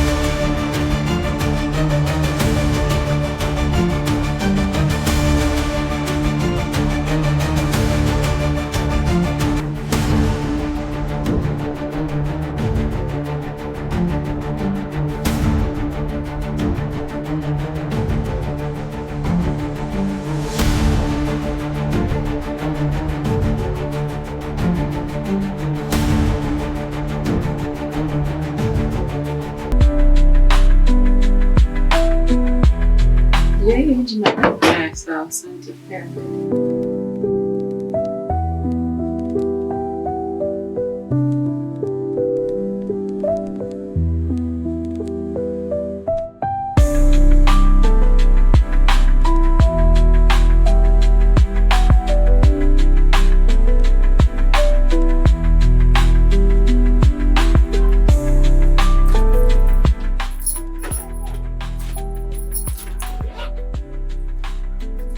Esther?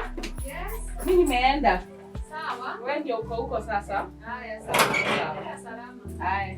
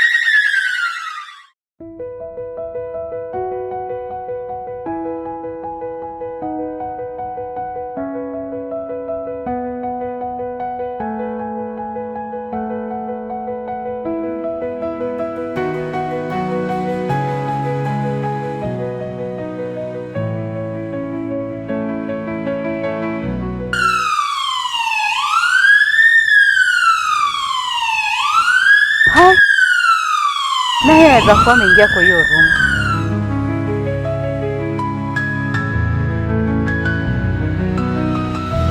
Esther anaweza kuwa ameingia na nilipea warning card.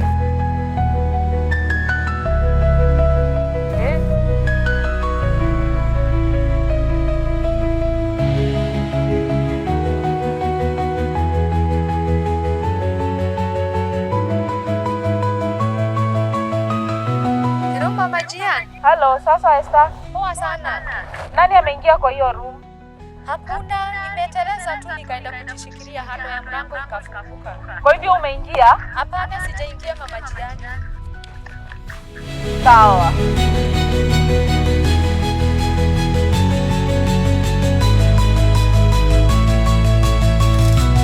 Hello mama Majian. Hi Gabu, mambo? Fiti. Uko aje? Niko poa, labda wewe. Hata mimi niko fine. Nimeamini wewe ni mkali. Wewe ni mnoma. Mimi ni mkali kiaje sasa? Niliacha nimeset alarm. Alafu msichana wangu wa kazi akipita hapo kwa mlango akateleza. Akajishikilia kwa handle.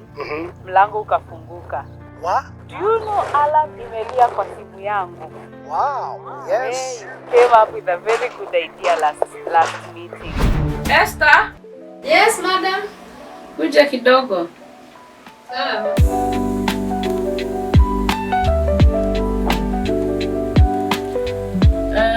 Sikuwa nimekuambia leo tuko na mkutano. Na nilikwambia niko na issue. So nilikuwa nataka uende soko leo. So utaenda ununue mboga kwa ule mama nilikwambililia pale juu. Alafu nyanya utanunua kule mzee mwenye anauza pale chini. Bali nilikuwa nakwambia so take your time kwa sababu meeting itaisha 5. Yeah. Sawa, nitanunua kitunguu. Actually ununue vitunguu. Pia unaweza nunua hoho na dania. Sawa. Haya. Na pesa? Pesa ndakutumia kwa M-Pesa. Sawa.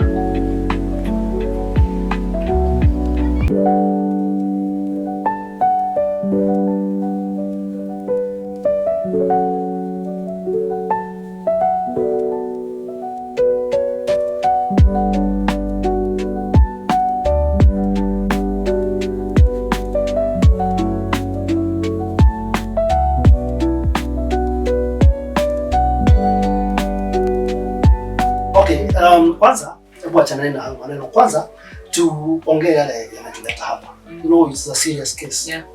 Lakini kwanza I want to congratulate you Mama Jia. Umefanya kazi nice. You have done a wonderful job. Thank you. Sababu sasa hakuna mtu ambaye ataweza jua kwamba Mama Jessie ako hapa ndani. Yes. Ilibidi ni act faster. Kwa sababu acha nikwambie isipokuwa ni kidogo msichana angekuwa ndani akipikia maabusu uji. Ndani. Aki, thank you mama. Asante. Umeniokoa. Wewe ni ule msee. Kabisa. Anyway guys, ningetaka mjue kwamba hata kama Jessie yako huru, sio kwamba ako huru 100%. Yeah. Sasa tunahitaji kufanya nini? I understand hapa uko na mfanyakazi. Unajua huyu mfanyakazi wako pengine anaweza peleka kiherehere aseme ya kwamba kuna mtu amefichwa huko. But nilimpatia warning kali sana na nikamwambia hapo ndani kuna my sister ako na ugonjwa mbaya sana ya ngozi. Nikamwambia sitaki mtu yote ingie kwa hiyo room ndio tusipate hiyo ugonjwa. So I just hope hawezi akaingia kwa hiyo room. Ukasema anakaa kama nyani. Ilibidi nimdanganye ndo asidhubutu. Hebu sikilizeni. Hayo mnasema ni mazuri na ni ya maana kabisa. Ila kuna jambo lingine ambalo nataka tufanye. Lipi hilo? Nataka tuweke alarm kwa hiyo room. Yes. Wow. That's a good idea. Yes, exactly. So, hata nijaribu kutafuta msanii fulani wa IT nione kama anaweza kusaidia katika hiyo story. Hayo mambo ya alarm yote sijui niweka simu yangu wapi. Ndio hii. Sijui, yeah, I know.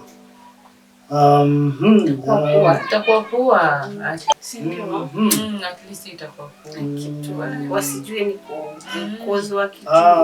Nice ako hapa. Yes, Kamlesh mtu wangu. Hey, Kamlesh. Vipi? Nataka unitafutie msee wa IT ambaye anafahamu mambo vizuri mpaka mambo ya alarm. Mambo ya kuweka alarms.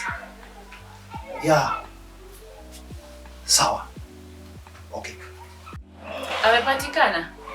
Yeah, amepatikana. In fact, nilikuja anakuja. Tuko sote. Yeah, he's on his way. Sawa. Yeah. At least.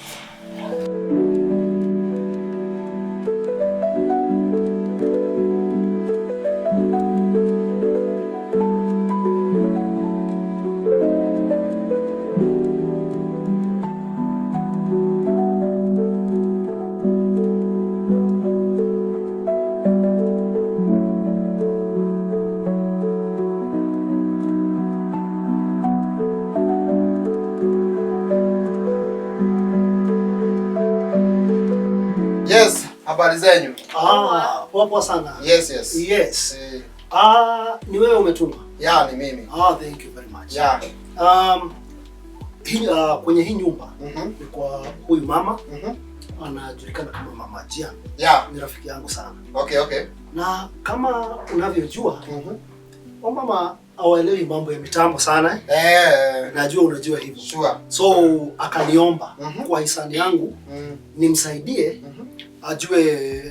tujue vile tutakavyofanya haya mambo. Okay. So nikapikia rafiki yangu akanipea namba yako.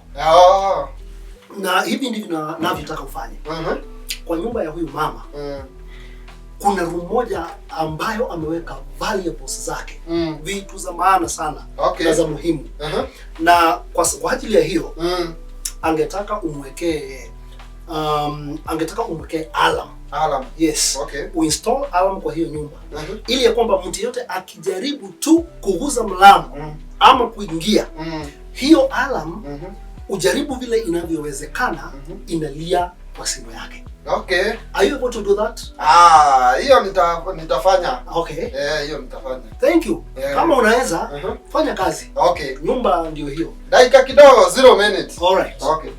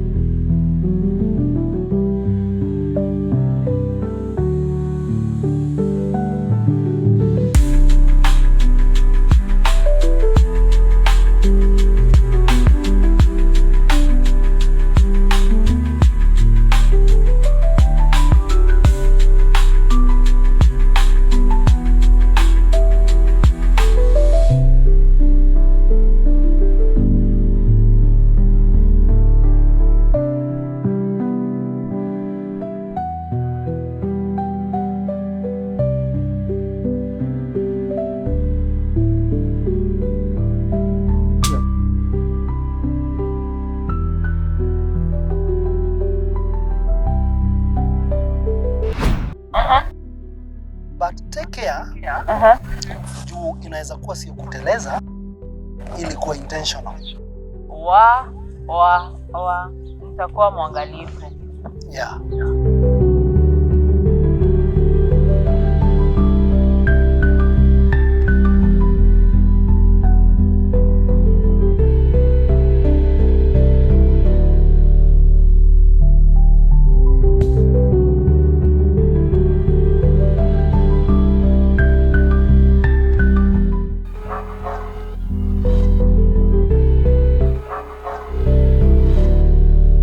Halo mkubwa wangu.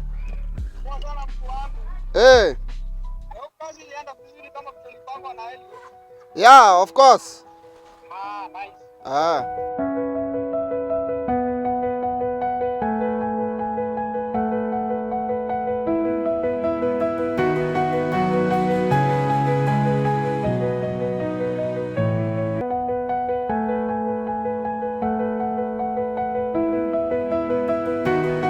Hi, Madam Anne. I feel we need to meet urgently because I have a very important information which I'll also involve another person. I will inform you soon as I get a chance.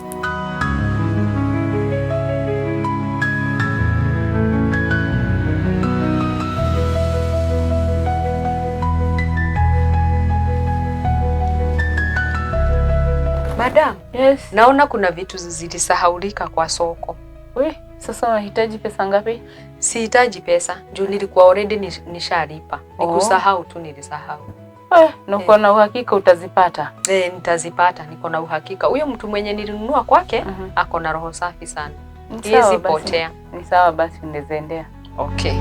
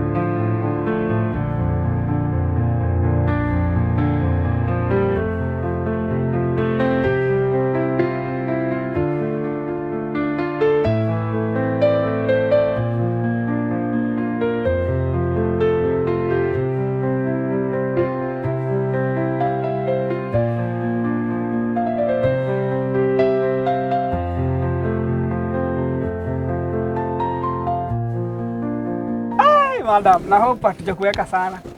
Hamjaniweka sana, sijafika mapema. Okay. Nilikuwa na haraka kidogo. Nikisikia umeniambia tupatane. Unajua ile tu heshima lazima nifanye 1 2 1 2. But nashukuru kwa kufika. Asanteni. Na nimekuja ndo tujue vile tunaweza solve ile maneno, kwa sababu ile maneno si unajua vile tuliagree. Yes. Lazima tufike kiini. Lazima tupate sababu ya maneno kuendelea. Exactly. Na nashukuru kwa hiyo. Karibuni sana. Asante.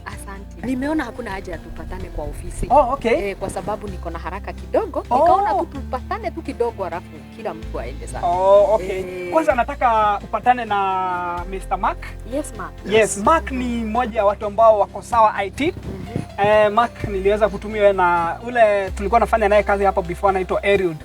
Upi yako kwa hiyo department IT wanafanyanga na Eriud. So amefika hapa na ako na very very important story na information ambao niliona akikushare. Yes. Ujisikilia na masikio yako itakuwa ni vyema sana. Asante sana. Nice to meet you, Madam Anne. Nice to meet you, Mark. Yeah. Yes. Asante. Niliweza kupigiwa simu na rafiki yangu ambaye nishawahi fanyia kazi hapo awali. Yes. Na akanilifaa kwa client mwingine ambaye anahitaji nimfanyie kazi. Okay. Na akampatia namba yangu na huyo client akanipigia simu akanielezea mahali ambapo tutapatana na yeye. Yeah. By then tulikuwa na rafiki yangu ambaye anaitwa Eliud na ambaye tunafanya kazi pamoja. Okay. Na Innocent anajua huyo jamaa anaitwa Eliud. Sure. Wakati huyu client alinipigia simu, Eliud aliweza kusikia hiyo sauti yake na akamjua huyo jamaa. Na ambaye alikuwa anamuita, sijui alikuwa anamuita Gabu. Yeah, alikuwa anamuita Gabu. Yeah. Yes, so mimi niliweza kwenda na tukapatana na yeye.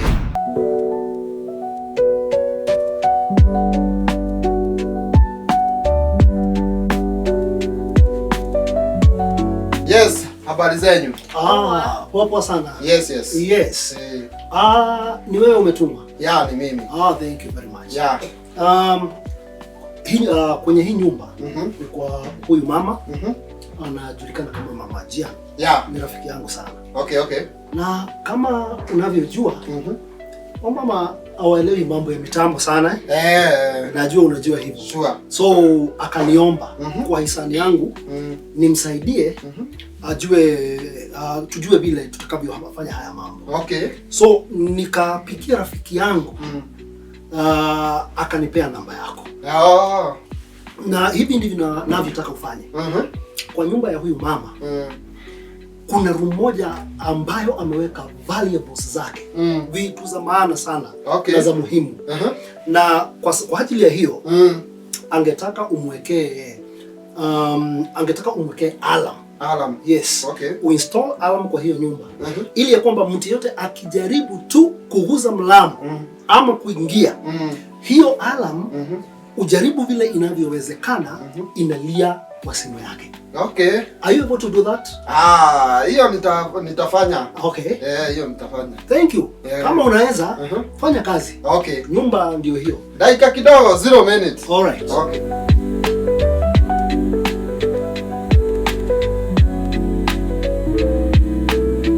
Oh, wow. Kama umepata nafasi ya kuenda pale, hiyo ni kazi nzuri. Naona hapa tuko na muujiza. Hii ndio tunaita nini? Muujiza. Hii ndio tunaita muujiza sasa. Mark kupata na access kuenda pale kwa Mama Jiani itakuwa ni kazi nzuri sana kwetu. Itakuwa ni kazi nzuri sana sana kwetu. So hebu tuulizane.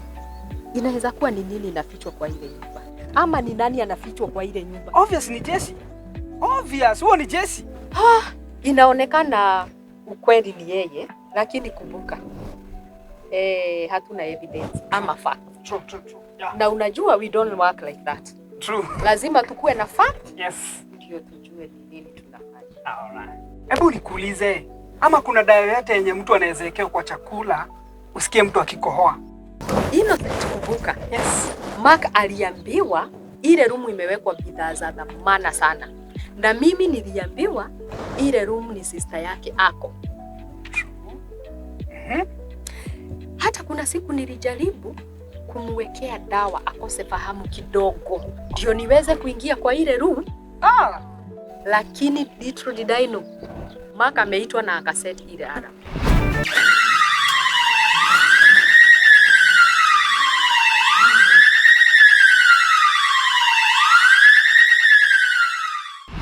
Mark. Yeah. I understand everything about system. It's all about codes. Yeah. Can you interfere with those codes ilete error kwa simu yake?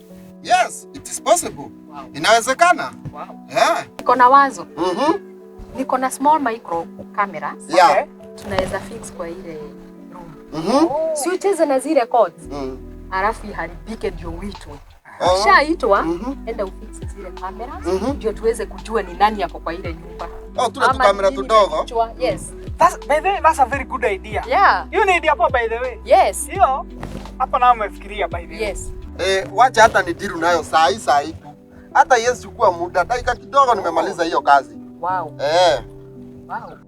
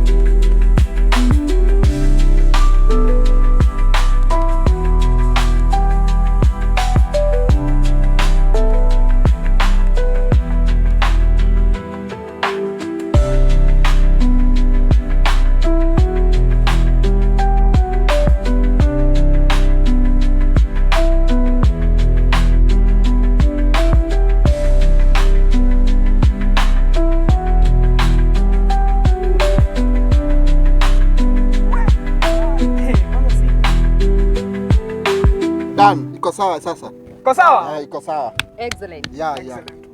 Nice.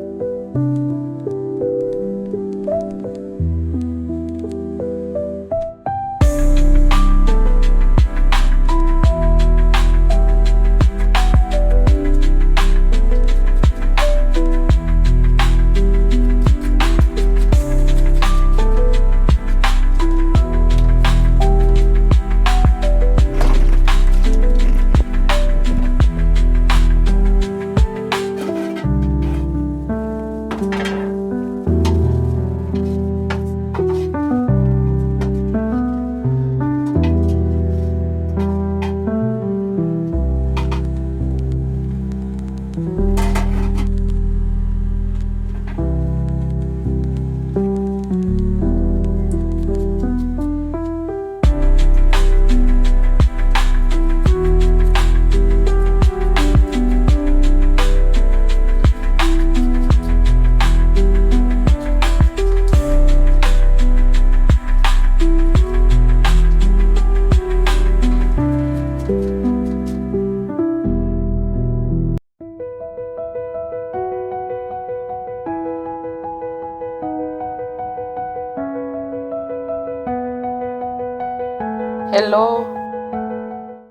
Fundi. Ile alarm uliniekea haifanyi. Naomba ukuje urekebishe.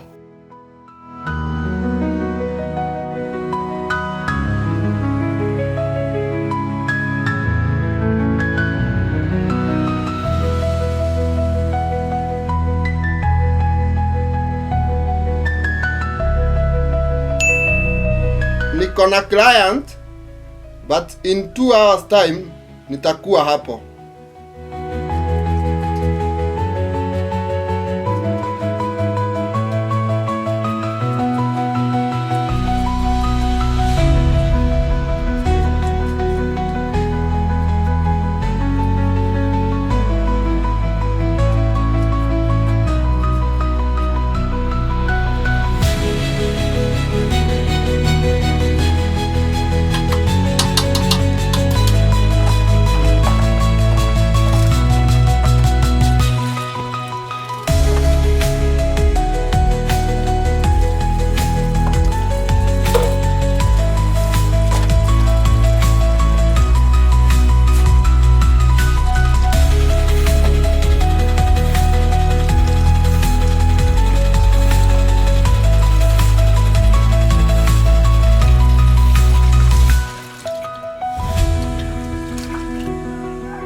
Esther? Yes, madam. Kuja kidogo.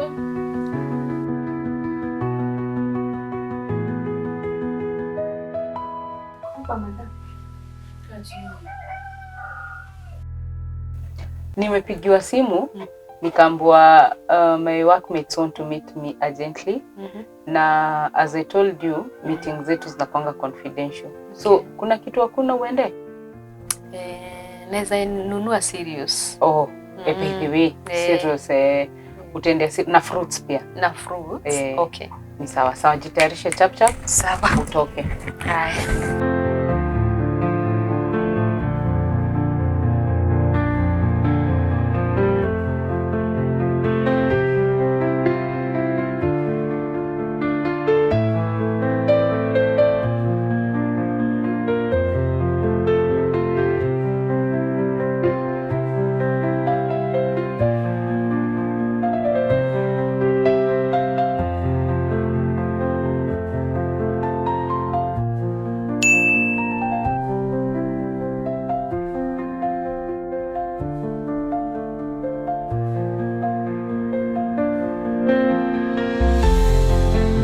Hello madaman. Jamaa wetu Maka ametumwa kule. Oh, sawa. Ndio maana nimetumwa kwa soko? Sawa. Wacha tugoje, naona hapa ushindi itapatikana.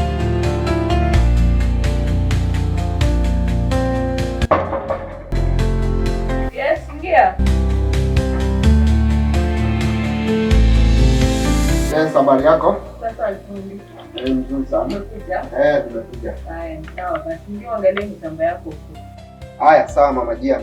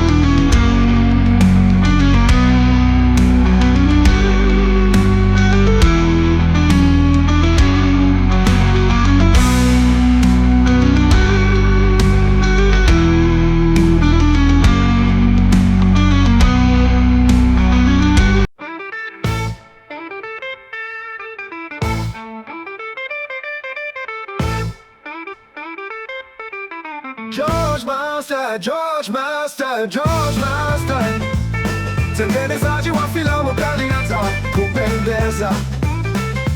George Master, stories za kuvutia atuletea. George Master, asante sana George Master. George Master, filamu kali na za kupendeza. Filamu kali na za kupendeza.